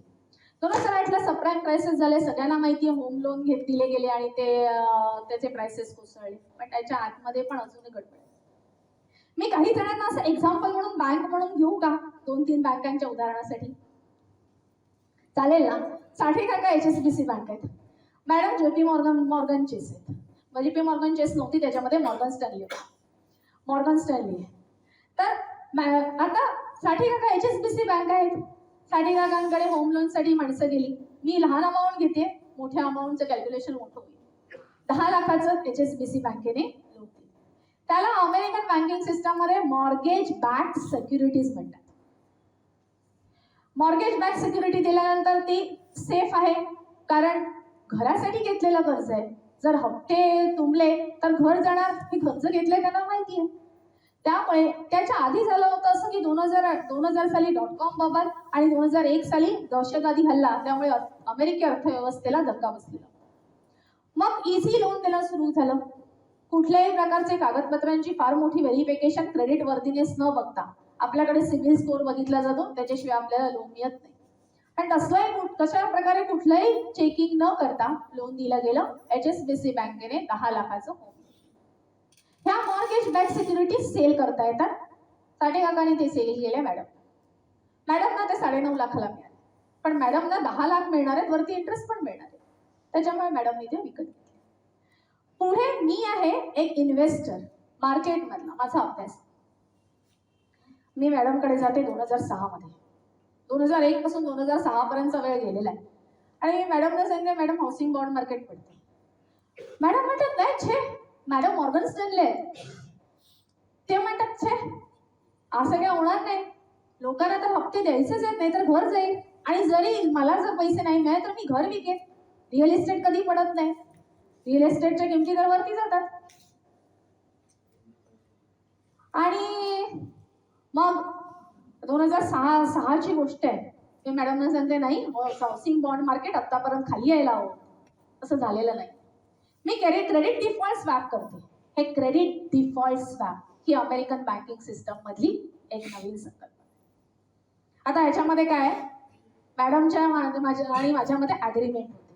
काय ॲग्रीमेंट होते? क्रेडिट डिफॉल्ट झालं म्हणजे उद्या हाऊसिंग बॉन्ड मार्केट पडलं तर मॅडम मला 10 लाख रुपये देणार आहेत, जे मी आता परचेस केलेत, नोशनली परचेस केलेत. म्हणजे मी मॅडमना 10 लाख रुपये दिलेले नाहीत, पण ॲग्रीमेंटद्वारे ते विकत घेतलेले आहेत. मॉर्गेज बॅक सिक्युरिटीज विकत घेतलेल्या आहेत 10 लाखाच्या. पण मी मॅडमना 10 लाख दिलेले नाही आहेत. उद्या जर हाऊसिंग बॉन्ड मार्केट पडलं तर ॲग्रीमेंटमध्ये असं आहे, मॅडम मला 10 लाख रुपये देणार आणि मी ॲग्रीमेंट बरोबर त्यांना दर वर्षाला काही रेंट अमाऊंट देते. त्या ॲग्रीमेंटसाठी ती रेंट पण मला परत करणार. हे क्रेडिट डिफॉल्ट स्वॅप झाले. आणि त्यातला पहिला क्रेडिट डिफॉल्ट मोठ्या प्रमाणात स्वॅप करणारा होता मायकेल बरी. आज मायकेल बरीचं नाव पण पुन्हा येत आहे चर्चेमध्ये. मायकेल बरीने पहिल्यांदा प्रेडिक्ट केलं होतं की रिअल एस्टेट सेक्टर कोसळते. आणि मोठ्या प्रमाणावर आज मी फक्त 10 लाखाची अमाऊंट घेतली आहे. तर मायकल बरीने घेतलेले जे क्रेडिट डिफॉल्ट स्वॅप होते ते $1 बिलियन होते आणि ते फक्त मॉर्गन स्टॅनली एका बँकेकडून नाही घेतले, ते बऱ्याच बँकांकडून घेतले गेलेले. आणि पुढे जाऊन हाऊसिंग बॉन्ड मार्केट पडले. मला माझे 10 लाख मिळाले. तोटा कोणाचा झाला? मॉर्गन स्टॅनलेचा झाला. ज्या बँकेने क्रेडिट डिफॉल्ट स्वॅप केले त्या बँकेचा तोटा झाला. त्याच्यामध्ये अजून एक त्यांनी नवीन संकल्पना आणली, सेंट्रलाइज डेब्ट ऑब्लिगेशन.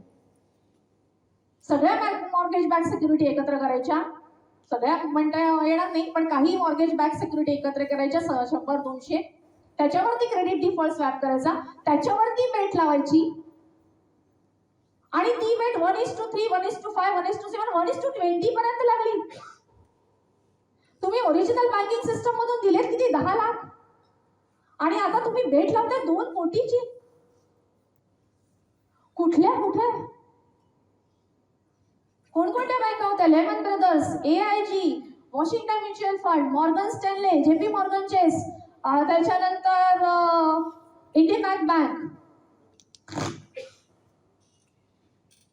आणि 2008ला सप्टेंबरमध्ये housing bond market crash. October 2008ला त्याच्यामधले लेमन ब्रदर्स, इंडियन बँक आणि वॉशिंग्टन म्युच्युअल फंड त्यांना बेलआउट पॅकेज मिळालं नाही. Morgan Stanley, JP Morgan Chase आणि बाकीच्या ज्या बँका होत्या मेरिल लिंच, त्यांना बेलआउट पॅकेज मिळालं आणि त्या बँका परत कार्यरत झाल्या. पण ज्यांचे पैसे बुडले, सामान्य लोकांचे ते पैसे बुडले, बरेच रोजगार गेले, लोक अक्षरशः रस्त्यावर आले. घरं गेली ती गेलीच, लोक अक्षरशः रस्त्यावर आले.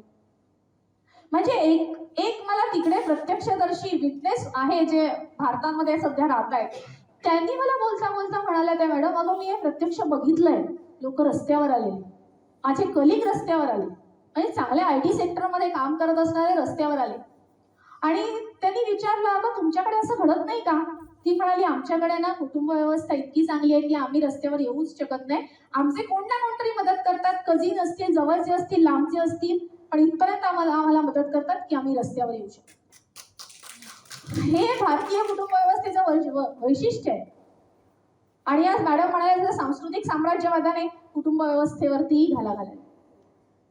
म्हणजे अमेरिका ते $73 ट्रिलियन किंवा आता हे 2008चे सबप्राईम क्रायसिस आपण बघितले, त्याच्यामध्ये वाचू शकली कारण डॉलरचं असलेलं वैशिष्ट्यपूर्ण स्थान.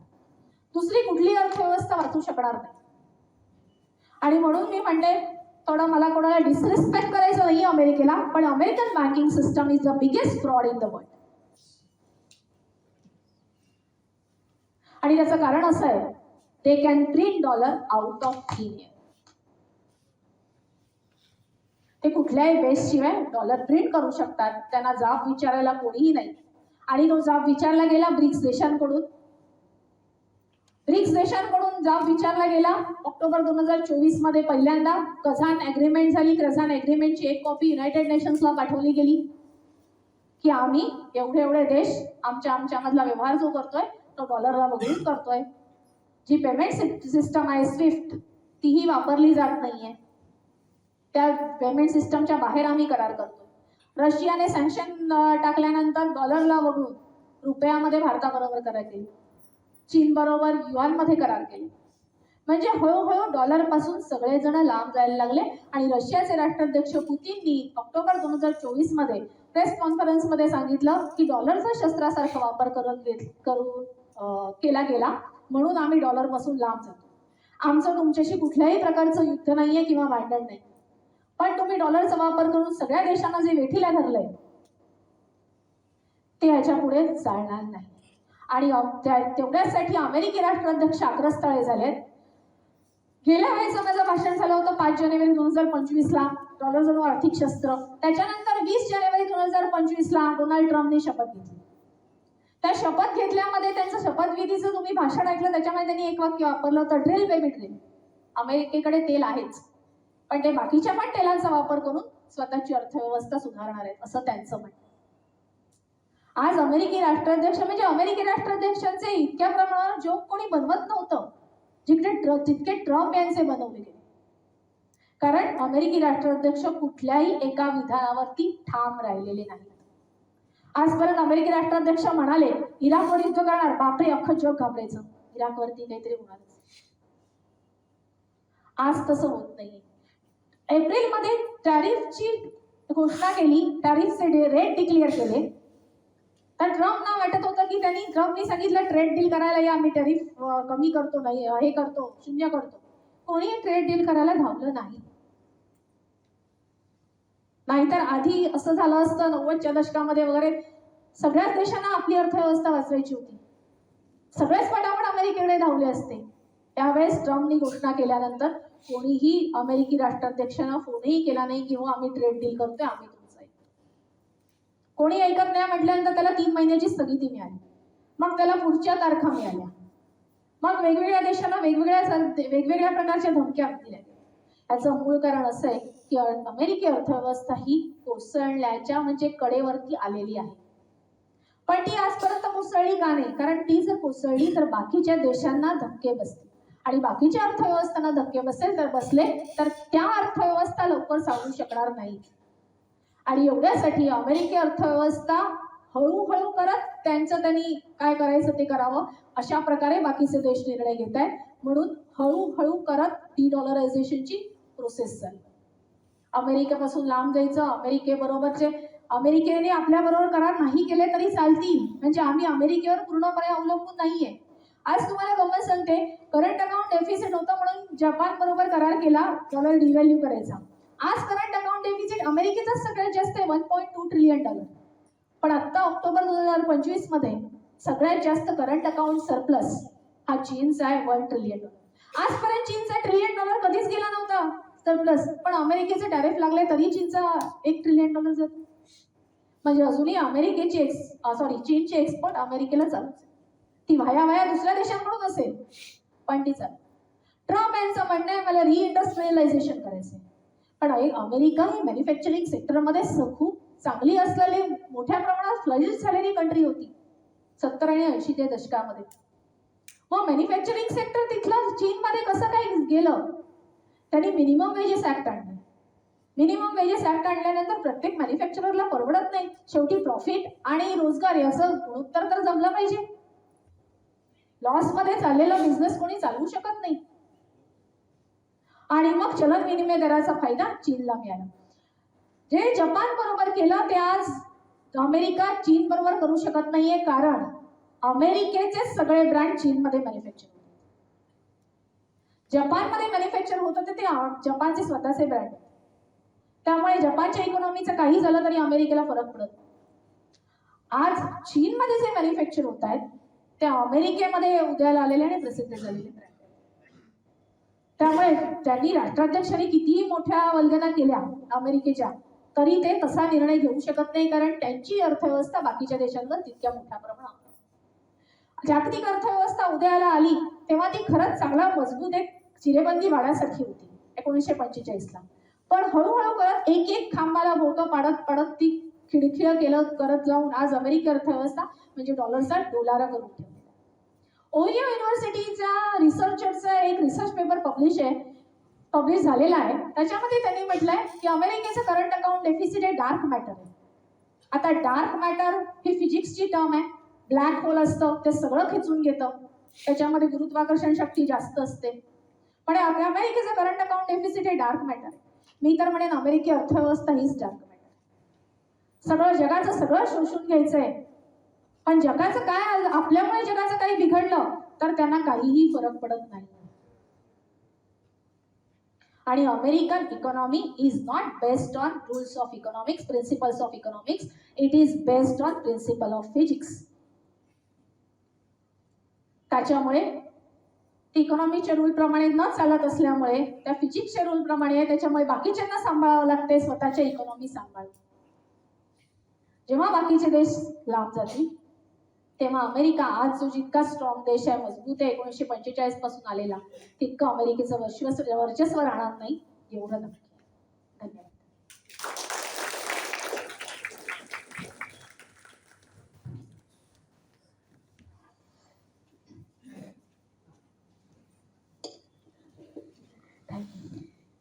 धन्यवाद गौरी मॅडम.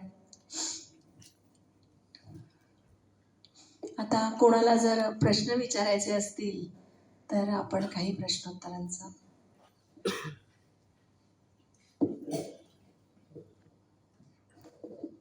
माझं नाव नितीन करतकर. डॉलरबद्दल आणि अमेरिकेबद्दल आपण सगळं ऐकलं, पण तुमचं युरोबद्दल काय ओपिनियन आहे? युरो आणि युरोपियन युनियन आणि त्यांचं आणि अमेरिकेशी वेअर डू वी स्टँड? कारण सडनली आपण गेल्या 1 वर्षात बघितलं आहे की युरो 1.07 पासून 1.2 to 1.25 डॉलरपर्यंत गेलेलं आहे. तर हे असं अचानक का घडलं आणि ह्याच्या मागे काय पॉलिटिक्स आहे? एक सगळ्यात पहिली गोष्ट म्हणजे करन्सी मेकॅनिझम हा फार क्लिष्ट विषय आहे. त्यामुळे करन्सी मेकॅनिझम बद्दल तुम्हाला कोणी काही म्हणजे प्रत्येकाचा व्ह्यू पॉइंट वेगळा असतो, पण IMF किंवा वर्ल्ड बँक त्याच्याबद्दल काहीही रिझनिंग देत नाही. 71ला जेव्हा डॉलर हा सोन्याशी निगडीत नाही जाहीर झाला आणि 73ला पेट्रो डॉलर उदयाला आला, तोपर्यंतच्या 2 वर्षामध्ये करन्सीमध्ये बरेच व्हॅल्युएशन झाले. मग IMFने 10 वेगवेगळ्या प्रकारचे करन्सी मेकॅनिझम आणलेले आहेत. त्याच्यामुळे ते थोड्याफार कधी फिक्स पेगमध्ये जातात, कधी फ्लेक्झिबलमध्ये जातात, असं ते काही क्रॉलिंग पेगमध्ये जातात, वेगवेगळे प्रकार आहेत. त्याच्यामुळे कोणती करन्सी कोणत्या मेकॅनिझममध्ये आहे आणि अकॉर्डिंगली काय निर्णय घेतलाय हा एक वेगळा भाग आहे. त्याच्यामध्ये करंट अकाउंट डेफिसिट वगैरे हे सगळे प्रश्न आहेतच. पण करंट अकाउंट डेफिसिटचं मी तुम्हाला सांगते की एक स्टँडर्ड रूल आहे, 3% GDP ज्याचं आहे जेवढा आहे त्याच्या 3% असावा. आज भारताचा 1.4%च आहे, पण तरीही रुपया घसरतोय. काय स्पेसिफिक कारण आहे? अमेरिकेचं तर 3.5% आहे, डॉलर पडायला हवा होता, पण तसं नाही झालं. मी एक जण आहे इंटरनॅशनल फायनान्समध्येच त्यांचा रिसर्च आहे, त्यांना मी सहज सरांना बोलता बोलले, म्हटलं सर हे काय करन्सी मेकॅनिझम? म्हटलं कोण ठरवतो? मला त्यांनी एकाच वाक्यात उत्तर दिलं, गॉड ओनली नोज.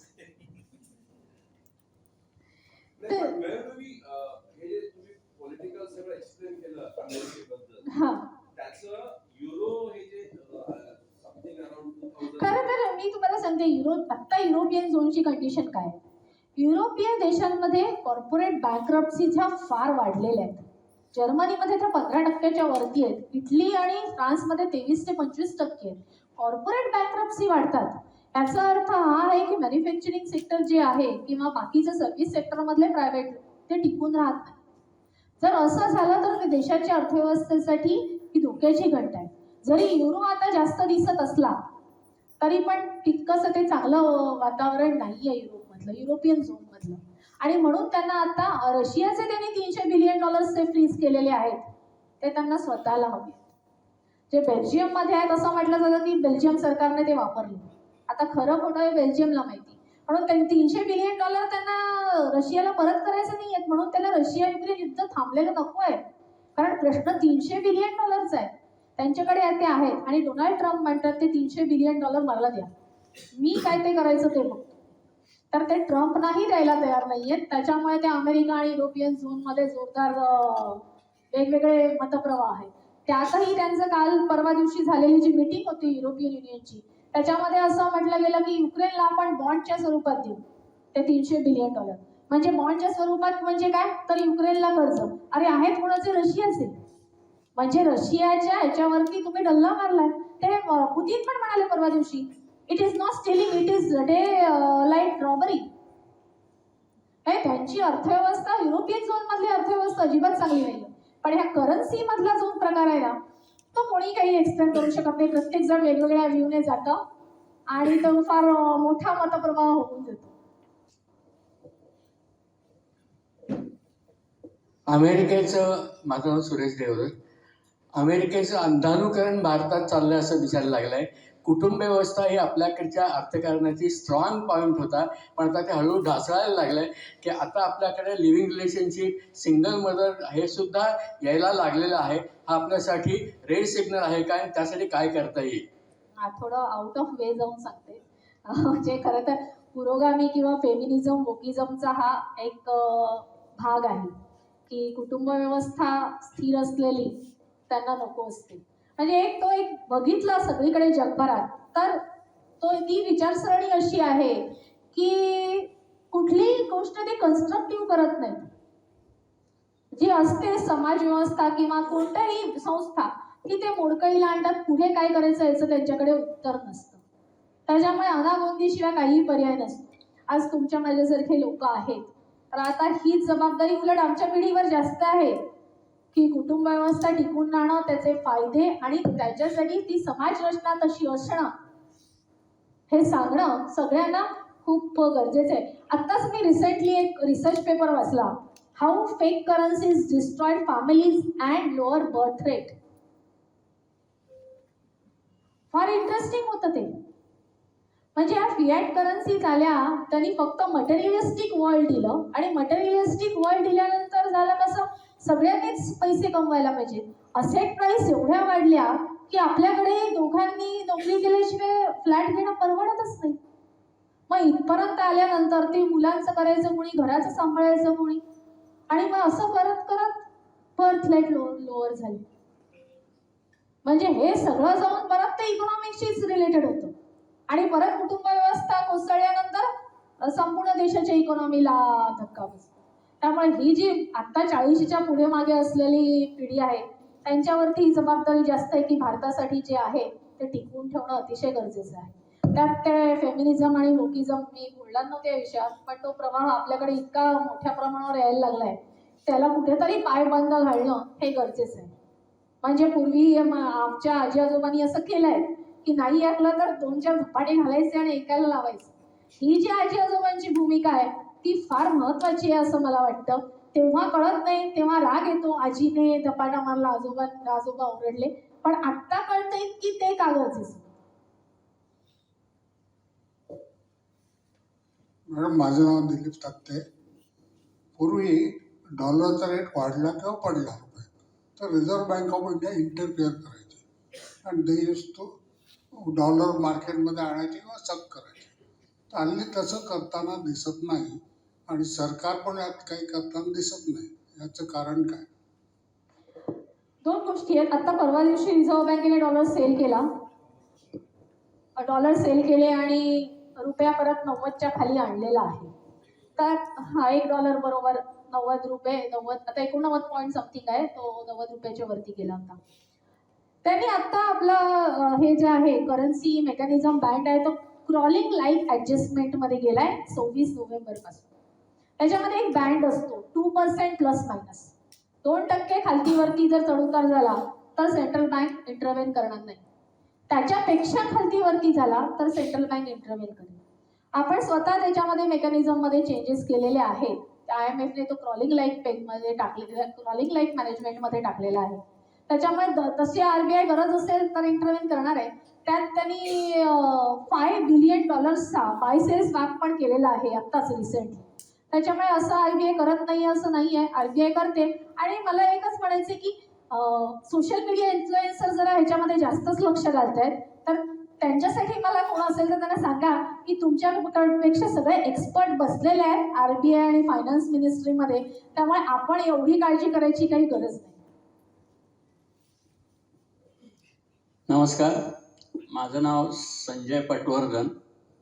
मला असं विचारायचं आहे की हे सगळं तुम्ही जे सांगितलं डॉलरचा डोलारा वगैरे वगैरे डिडॉलरायझेशन, तर वेगवेगळ्या कारणाने अमेरिकेत जाऊ इच्छिणारे लोक म्हणजे शिक्षण, नोकरी, पर्यटन आणि इन्व्हेस्टर म्हणजे गुंतवणूकदार यांच्यासाठी या सगळ्यातून काय बोध घ्यायला पाहिजे. आता कालच मी एक YouTube पाहिली तर त्यांनी असं रेकमेंड केलं की अमेरिकन कंपन्यांमध्ये इन्व्हेस्ट करणाऱ्या म्युच्युअल फंडामध्ये तुम्ही अवश्य पैसे गुंतवा, त्याचा फार अट्रॅक्टिव्ह तुम्हाला रिटर्न मिळेल असं त्यांनी त्याच्या परीने सांगितलं.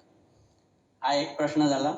दुसरं मला असं विचारायचं आहे की आपला देश, आपल्या देशामधलं सोन्याचं आकर्षण किंवा वेड म्हणूया आपण, आणि हा एक आपला स्ट्रेंथ आहे का? म्हणजे संपूर्ण जगाची जर भविष्यात वाट लागली तर आपल्याकडे असलेलं प्रायव्हेट कलेक्शन ऑफ गोल्ड ही एक आपली स्ट्रेंथ आहे का? हा दुसऱ्या प्रश्नाचं उत्तर पहिल्यांदा देते. तर हो, आपल्याकडे असलेला प्रायव्हेट गोल्ड ही आपली स्ट्रेंथ आहे. आणि माझा तर सल्ला असा आहे की तुम्ही इतिहासामध्ये जाऊन पण सोन्याचे दर बघितले तर हे नेहमी चढे राहतात. 1979ला अमेरिकेचे फेडरल रिझर्व्हचे अध्यक्ष पॉल वॉकर झाले, त्यांनी आर्टिफिशियली सोन्याचे दर हे मॅनिप्युलेट केलेले होते, कारण डॉलर हा चढता दाखवायचा होता म्हणून. जर डॉलर ज्या प्रमाणात पडतोय त्या प्रमाणात जर सोन्याचे दर आजच्या घडीला ऍडजस्ट झाले तर सोनं $50,000 पर आउन्स होईल. ते आजपर्यंत झालेलं नाही, म्हणजे इतका डॉलर डिव्हॅल्यू ऑलरेडी झालेला आहे.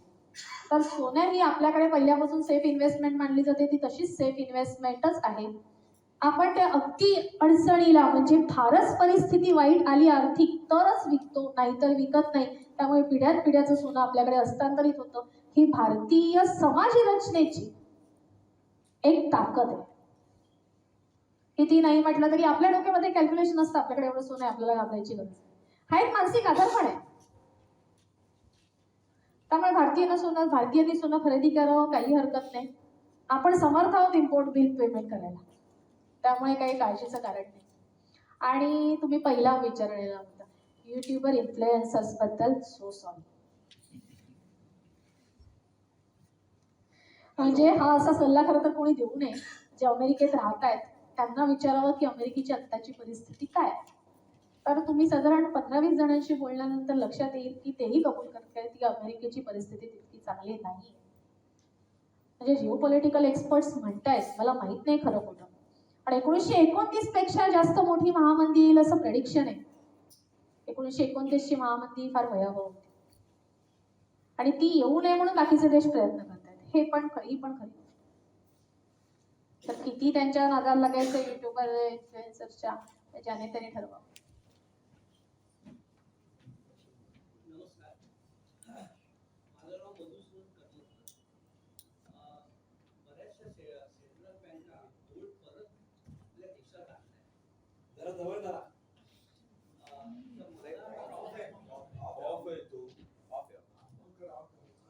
हॅलो, बऱ्याच सेंट्रल बँका गेले वर्ष 2 वर्षात मला असं वाटतंय की गोल्ड परत आपल्या देशात घेत आहेत आणि त्यांना एक प्रकारची भीती पण आहे मनामध्ये की खरोखर गोल्ड रिझर्व्ह तेवढा आहे का. तर ह्याचा आणि डॉलरचा डोलारा याचा काही संबंध आहे का? हो, थेट संबंध आहे. सोन्याची खरेदी बरीच वाढलेली आहे गेल्या 3 वर्षात, कारण डॉलरवरचा विश्वास कमी झालेला आहे. जेव्हा डॉलरवरचा विश्वास कमी होतो तेव्हा सोन्याची खरेदी वाढते आणि फॉरेक्स रिझर्व्ह मधला सोन्याचं प्रमाणही वाढतं. भारतानेच 6% भारताचं सोन्याचं प्रमाण होतं फॉरेक्स रिझर्व्ह मध्ये, ते जवळजवळ 9% वाढवलेलं आहे आणि अजून वाढवत नाहीचा भारताचा अंदाज आहे. बहुतेक सेंट्रल बँकांनी सोन्याचं प्रमाण स्वतःकडचं वाढवलेलं आहे आणि डॉलरचं प्रमाण आहे ते कमी केलेलं आहे. म्हणजे फॉरेक्स रिझर्व्ह मध्ये जवळजवळ 70% डॉलर होता, अमेरिकन डॉलर, तो आज 55% आलेला आहे आणि हळूहळू करत ते प्रमाण कमी होत जाणार आहे. आणि त्यात कसं अजून एक हे झालंय की JP मॉर्गनने स्वतःकडचं जे सोनं चांदी होतं ते सिंगापूरमध्ये हलवलं, अशी एक आत्ताची बातमी. तर त्याच्यामध्ये असं म्हटलं जात आहे बहुतेकांकडून की अमेरिकेमध्ये जे सोनं आहे तेही सुरक्षित नाही आहे, अशी भीती आहे, म्हणून अमेरिकेमधून सगळेजण आपापलं सोनं काढून घेत आहेत. मी राजेश बोलतोय. माझा प्रश्न आहे की डॉलरचा डोलार हा कोसळणार आहे, तर भारत स्वतःला कशा प्रकारे वाचू शकेल याबद्दल? भारताला सगळ्यात कमी त्रास होईल, कारण भारत थेट अमेरिकेवर तितका अवलंबून नाहीये. आज 2014 पासून आपली जी परराष्ट्र नीती बदललेली आहे त्याच्यामध्ये आपण नॉन अलाइनमेंट पासून ऑल अलाइनमेंट मध्ये गेलो. आज पंतप्रधान सगळ्या आफ्रिकन देशांना भेटी देत आहेत. आता जॉर्डन बरोबर पण किती छान करार झाला, तो आपला एक्सपोर्ट बूस्ट करण्यासाठी झाला. म्हणजे हे वेगवेगळ्या हो, ओमान बरोबर झाला. तर हे सगळे जे काही पंतप्रधानांचे दौरे आहेत, जे दुर्लक्षित केले गेलेले देश होते त्या देशांकडे पंतप्रधान जात आहेत, पण वैशिष्ट्य असते त्या देशांकडे काहीतरी मिनरल्स आहेत, क्रिटिकल मिनरल्स आहेत. मग त्याच्यामधल्यात आपण आपल्याकडचे मॅन्युफॅक्चरिंग गुड्स किंवा बाकीचं असेल ॲग्रिकल्चर वगैरे त्याचं एक्सचेंज करतो. त्यामुळे आपल्या पण पदरात काहीतरी पडतंय, फक्त इम्पोर्टसाठी आपण करार करत नाही. एक वेळ होती 60च्या दशकात, मला वाटतं, मला माहित नाहीये, I was not born at that time, पण तेव्हा आपण ऍग्रिकल्चर हे पण विकत घेत होतो बाहेरच्या देशांकडून प्रोडक्ट्स. ही वेळ होती. आज आपण दुसऱ्या देशांना विकतोय, तिथपर्यंत आपण गेलोय. त्यामुळे आपण आपल्या परराष्ट्र नीतीमध्ये खूप मोठा बदल झालेला आहे आणि आपण काही ना काहीतरी पदरात पडून घेतो एक्सपोर्ट करण्यासाठी. त्याच्याशिवाय आपण करार करत नाही. त्यामुळे तसं काही आपल्याला फार मोठी भीती नाहीये. अमेरिकेने जरी 50% टॅरिफ लावले तरी इतर देशांबरोबरचा आपला व्यापार वाढलेला आहे. त्यामुळे आपली अर्थव्यवस्था तशी म्हणायला गेलं तर वेल इन्सुलेटेड आहे, वेल प्रोटेक्टेड म्हणता येईल. इन्सुलेटेड सेपरेट नाहीये, प्रोटेक्टेड आहे की आपण वेगवेगळ्या देशांबरोबर करार केले. त्यामुळे सगळ्यात कमी फटका आपल्याला बसेल. जो बसेल तो दिसेल स्टॉक मार्केटमध्ये, बाकी कुठे नाही दिसणार. त्यात तुम्हाला सांगते स्टॉक मार्केटचा विषय निघाला म्हणून गेल्या वर्षभरात 17 ते 20 बिलियन डॉलर्स फॉरेन इन्स्टिट्यूशनल इन्व्हेस्टर्सनी काढून घेतले, पण तरी भारताचं स्टॉक मार्केट पडलेलं नाही. एवढी डोमेस्टिक इन्स्टिट्यूशनल इन्व्हेस्टरची स्ट्रेंथ आहे. तर भारताची सगळ्यात मोठी ताकद डोमेस्टिक डिमांड ड्रायव्हन इकॉनॉमी ही सगळ्यात मोठी ताकद. तर आपल्यासारखे लोक ही भारताची ताकद आहे. नाही झालं.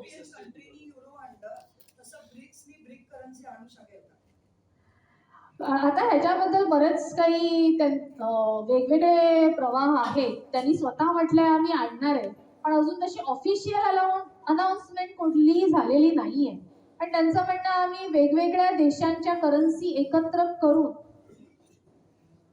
तशी एक करन्सी अल्टिमेट करन्सी देऊ असं म्हणणं आहे. त्याच्यामध्ये 5 महत्वाचे जे देश आहेत, रशिया, भारत, चीन, ब्राझील. पण चायना डॉमिनेट करत जरी असली तरी चायना विश्वासार्ह नाही. ब्रिक्स मधला सगळ्यात विश्वासार्ह देश कोणता आहे? भारत आहे. कारण रशियाचेही शत्रू भरपूर आहेत आणि रशियाचे शत्रू काय आहेत त्याची कारणं बरीच वेगवेगळी आहेत. ते रशियन इकॉनॉमी ही सुद्धा खूप इंटरेस्टिंग बाब आहे. म्हणजे रशियन इकॉनॉमीला पुतीन यांनी चालना दिली असं म्हटलं तर खोटं ठरणार नाही. संपूर्ण रशियाच्या इतिहासात पुतीननी जे काम करून ठेवलंय ते दुसरं कोणीही केलेलं नव्हतं.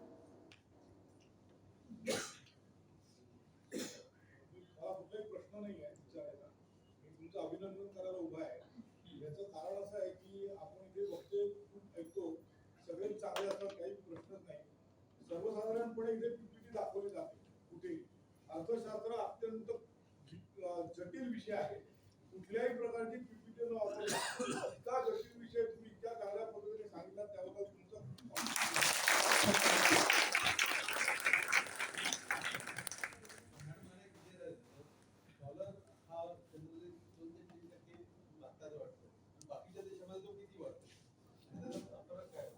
नाही, प्रत्येक देशाप्रमाणे ते वेगवेगळं समीकरण आहे. नाही असं नाही सांगू शकत. प्रत्येक देशाच्या इकॉनॉमीवरती ते डिपेंड असतं. आता म्हटलं तसं करन्सी मेकॅनिझम हा पूर्ण वेगळा विषय आहे, तर तो असं आपण काय हे नाही करू शकत. म्हणजे जपान ऍडव्हान्स इकॉनॉमीमध्ये आहे, पण जापानीज येनची किंमत काय आज $1 बरोबर 156 आणि आपल्याकडे 90-91 गेला की हे इन्फ्लुएन्सर्स येतात, नुसते उगवतात. प्रत्येक 2 रील नंतर तेच रील दिसतंय, बाकी काही थांबणं दिसतंय. जपान $1 बरोबर 156 येनला ऍडव्हान्स इकॉनॉमी आणि आपण इमेजिंग मार्केट कमी आहे. हो, आपलं जीडीपी आहे चांगला. जीडीपी ही संकल्पना पण कसं आहे, ज्याचं कन्झम्पशन जास्त आहे त्याचे जीडीपी ऑटोमॅटिक जास्त होतं. त्यामुळे अमेरिकेचं तर जीडीपीच्या मध्ये 65% वाटा कन्झम्पशन आहे. कारण क्वालिटी ऑफ लाईफ असं म्हटलं जातं. आता कन्झम्पशन प्रमाणे जीडीपी ठरवायचा काही नाही हा पण एक वेगळा विवादाचा मुद्दा आहे. म्हणून जेव्हा आता ट्रम्पनी कोर 5 म्हणून ग्रुप एक प्रपोज केलेला आहे, त्याच्यामध्ये अमेरिका, भारत, चीन, रशिया आणि जपान हे 5 देश आहेत. त्याच्यामध्ये जीडीपी संकल्पना म्हटलेली नाहीये त्या डॉक्युमेंटमध्ये. त्यांनी काय म्हटलंय त्याच्यामध्ये की ऍक्च्युअल क्वालिटी वर्कफोर्स कसा आहे, ह्युमन रिसोर्स कसा आहे, त्याच्यावरती ते कोर 5चा ग्रुप बनेल. म्हणजे जीडीपी ही संकल्पना हळूहळू काय म्हणतो आपण मोडीत निघेल. वेगळी संकल्पना आहे. आता तुम्ही जी अमेरिकेची एकंदर परिस्थिती एक्सप्लेन केली त्याप्रमाणे इकडे जे बरेचसे पेरेंट्स बसलेले आहेत आणि त्यांची मुलं अमेरिकेला धावत असतात. माझं नाव राजीव जोशी. तर अशा परिस्थितीत या इकडे बसलेल्या पेरेंट्सची जबाबदारी काय आहे की आपल्या मुलांना कितपत तिकडे ढकलावं किंवा त्यांची जी काही उत्सुकता आहे आपण तिकडे जावं, त्याला काय पद्धतीने त्याला मोल्ड करावं? याच्यामध्ये 2-3 मुद्दे आहेत. एक सगळ्यात पहिला मुद्दा सांगते.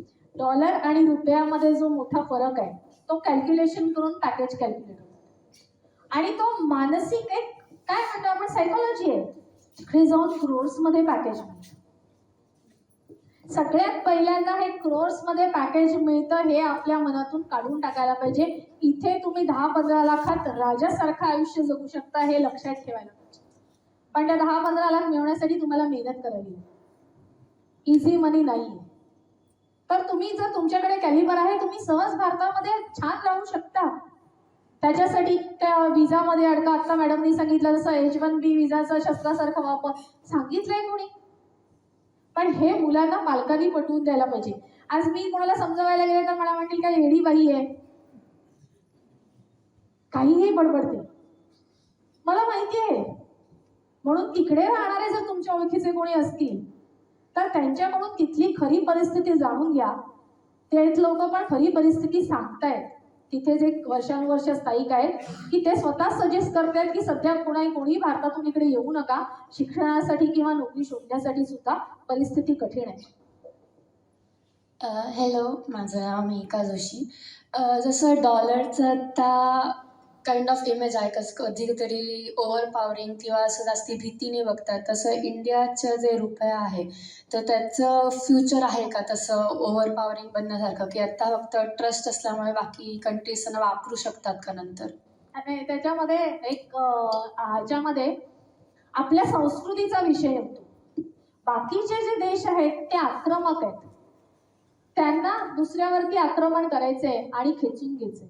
भारतीय संस्कृती अशी आहे की आक्रमण करून काहीही खेचून घेत नाही. त्यामुळे रुपया हा कधीच ओव्हरपॉवर होणार नाही. रुपया होईल तो बरोबर डिग्निटीने स्वतःच्या ह्याच्यासारखा एक स्वतंत्र सार्वभौम राजा म्हणूनच जागतिक अर्थकारणामध्ये राहतो. तो कोणावरही कुठल्याही प्रकारे हे करणार नाही. एवढं नाही. मॅडम नमस्ते. गणेश राशिंगकर नाव आहे माझं. छोटासा प्रश्न आहे, मनात शंका आहे की करन्सी आपण डिव्हॅल्यू करत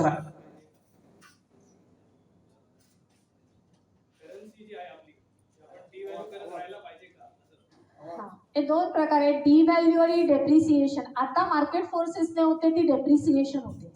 1985 ला अमेरिकेने केलेला होता तो डॉलर डिव्हॅल्यू केला होता, तो स्वतः केला होता. जापनीज येन आहे तो डिव्हॅल्यूड आहे आणि आता जो आहे तो डेप्रिशिएटेड आहे. त्यामुळे डेप्रिसिएशन हे मार्केट फोर्सेसने होतं. आता डिव्हॅल्यू झाला तर डॉलर होणार.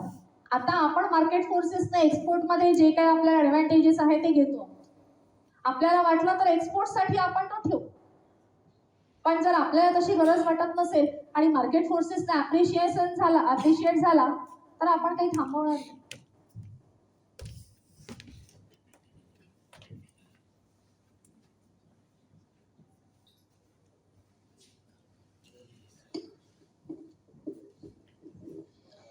धन्यवाद मॅडम.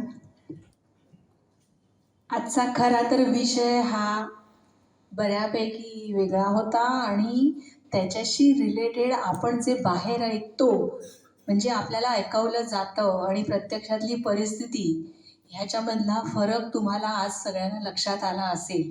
खरं तर मला आज आवडलं असतं की जी नवीन पिढी आहे, तरुण पिढी जी या विषयामध्ये अभ्यास करते किंवा आता फ्युचर त्यांच्या हातात आहे, तर त्या सगळ्यांनी हे आज ऐकायला हवं होतं. कारण इतकं सुगम आणि अतिशय छान प्रकारे ओघवते शैलीत जे आपल्याला आज मॅडमनी एक्सप्लेन केलेलं आहे ते कदाचित आपल्याला बाहेर कुठंही मिळणार नाही. अगदी इन्फ्लुएन्सर्स जसं त्या म्हणाल्या ते पण इन्फ्लुएन्ससाठीच काही करत असतात.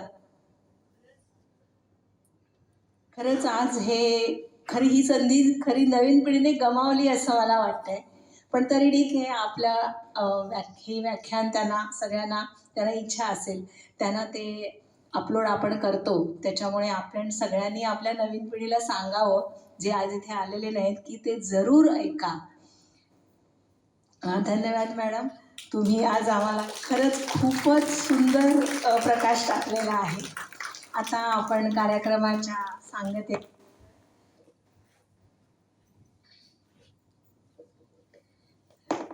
आजच्या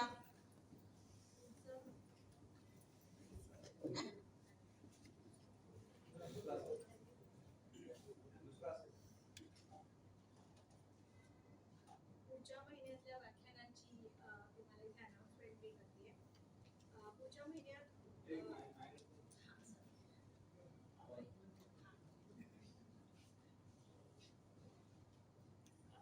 हरिओम, नमस्कार. पुढच्या महिन्यामध्ये प्राध्यापक डॉक्टर प्रमोद पाठक नाशिकचे आहेत, IITian आहेत, त्यांचं व्याख्यान होईल आणि तारीख आहे 18 जानेवारी 2026 रविवार सकाळी 10 वाजता. सगळ्यांना ऐकू येत आहे का? आणि विषय असेल the Holy land of fire Azerbaijan. म्हणजे आपल्या शास्त्रीजींचा मृत्यू ज्या शहरात झाला, ताश्कंद राजधानी ज्या देशाची आहे, रशियातून फुटलेल्या 4-5 देशांपैकी हे अझरबैजान आहे. म्हणजे ते आजही भारतीय संस्कृतीचे काही अवशेष आहेत. ते सगळ्यांनी 10 वाजता त्या दिवशी अवश्य यावं. आज आपण सगळे जमलेले आहात. हा विषय आपल्या घरी जेवताना मुलांची नातवांची बोला आणि कुटुंब व्यवस्था जास्त भक्कम करा आणि इथली व्यवस्था उपस्थिती भक्कम होईल असा प्रयत्न करा. आणि अतिशय महत्वाचं की इथे उत्तमोत्तम वक्त्यांना आपण इथे आणत असतो. आपण यांना परत बोलावलेलं आहे, गौरीताईंना. आणि आज गौरी बरोबर गौरी शंकर पण आलेले आहेत, ऍडव्होकेट आहेत का? गौरी शंकर पण आलेले आहेत, ऍडव्होकेट.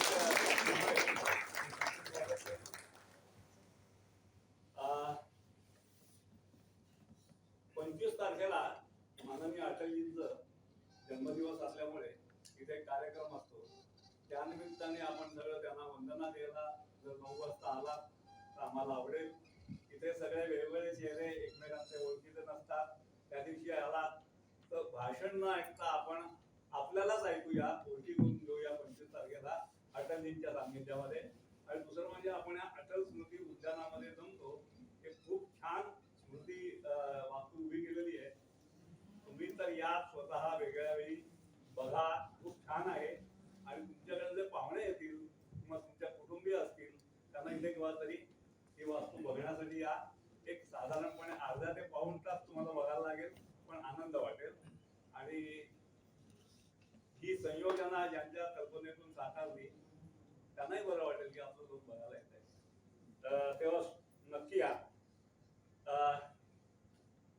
आता यांचं व्याख्यान कसं झालं माहितीये का, की अमेरिकेने एक कल से ये मेरी जमीन, तुम्ही अमजद खानचा सिनेमा बघितला असाल, तशा प्रकारची कल से ये जमीन, जो ते पेट्रोलचं जे आहे ते माझं आहे असं अमेरिकेने दावा ठोकलाय.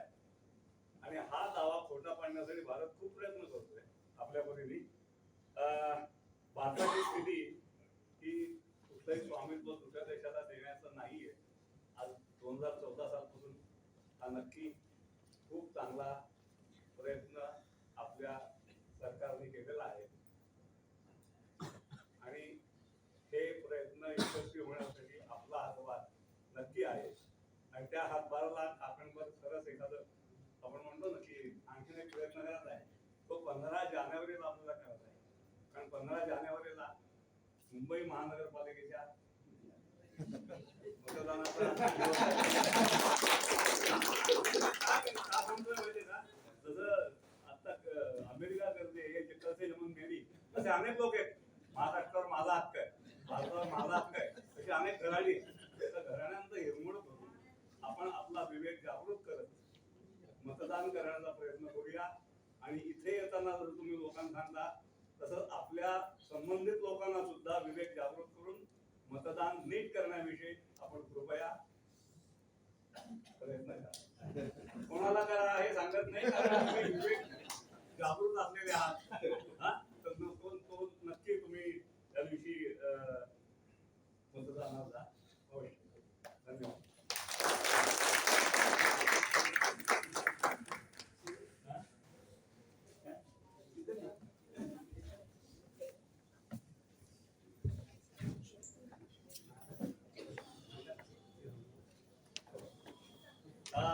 आणखी आनंदाची बातमी आपल्याकडे जे जे येतो ना तो आपल्या कुटुंबात सहभागी होतो.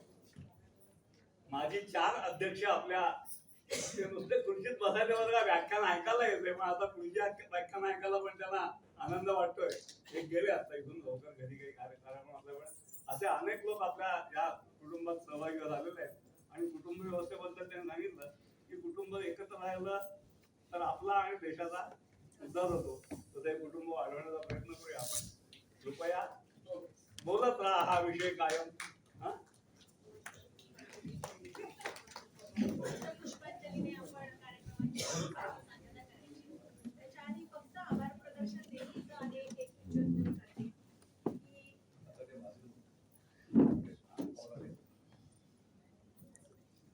या कार्यक्रमात यशस्वी होण्यासाठी जो सगळ्यांचा हातभार लागलेला आहे तर त्यांचं मी आता आभार मानते. या कार्यक्रमासाठी जागा ज्यांनी उपलब्ध करून दिली आहे ते अटल स्मृती उद्यानाचे व्यवस्थापक आणि कर्मचारी त्यांचे खूप खूप आभार. श्रोत्यामुळेच आपला कार्यक्रम दरवेळेला यशस्वी होतो, याच्या पुढेही होणार आहे, तर त्यांचेही खूप खूप आभार. आणि जसं नेहमी आम्ही आवाहन करतो तसं की तुम्ही तुमच्या तरुण पिढीला घरातल्या सुद्धा इथं आवर्जून घेऊन येत जा. त्याचाही खूप मोठा वाटा आपल्या सुषमा स्वराज मंचच्या वाढीसाठी होणार आहे, लागणार आहे. त्यामुळे त्यांनाही तुम्ही आवर्जून घेऊन येत जा. दुसरं म्हणजे हे असे कार्यक्रम उत्तमोत्तम आम्ही तुमच्यापर्यंत आणू शकतो, पण त्यासाठी जी आर्थिक मदत गरजेची असते. कारण जनधन योजनेतून हे काम होत असतं. तर तुम्हाला जर आर्थिक मदत करायची असेल तर Chandpur cultural and sports foundation या नावाने तुम्ही चेक देऊ शकता. ATGची सुविधा उपलब्ध आहे. कार्यक्रमाच्या शेवटी आपण म्हणतो पुष्पा तुम्ही आता 2 अर्थशास्त्रज्ञ आपण ऐकतोय, अर्थाला काही कमी पडणार नाही. सगळ्यांना अर्थाची किंमत माहिती आहे, या संस्थेला नक्की देतील.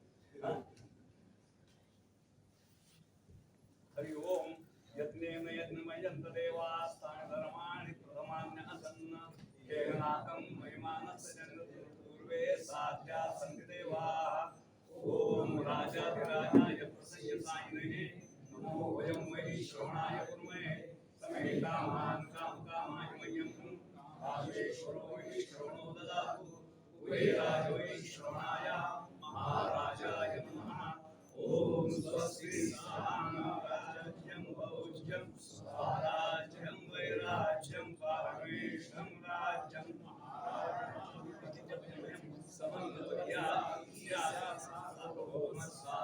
शांतादापराधात पृथ्वी समुद्रपर्यंताय एकरात्री तदप्येषो भोविदिगो मत्परिवेशाहो मनुष्यावसंग्रहे आविश्वस्य कामप्रिये श्रीवेदवासवासदैहि विश्वतचक्षुषः विश्वतोमुखो विश्वतोहरस्वाहात सम्बाहुभ्यां नमति सम्पतत्रयेभ्यः वा पृथिवीं जनयन् तदेवैकः यो वै तां ब्रह्मणो वेताम् अमृतेनामृतां पुरीं तस्मै ब्रह्म च ब्रह्मा च आयुः कीर्तिं प्रजां ददुः.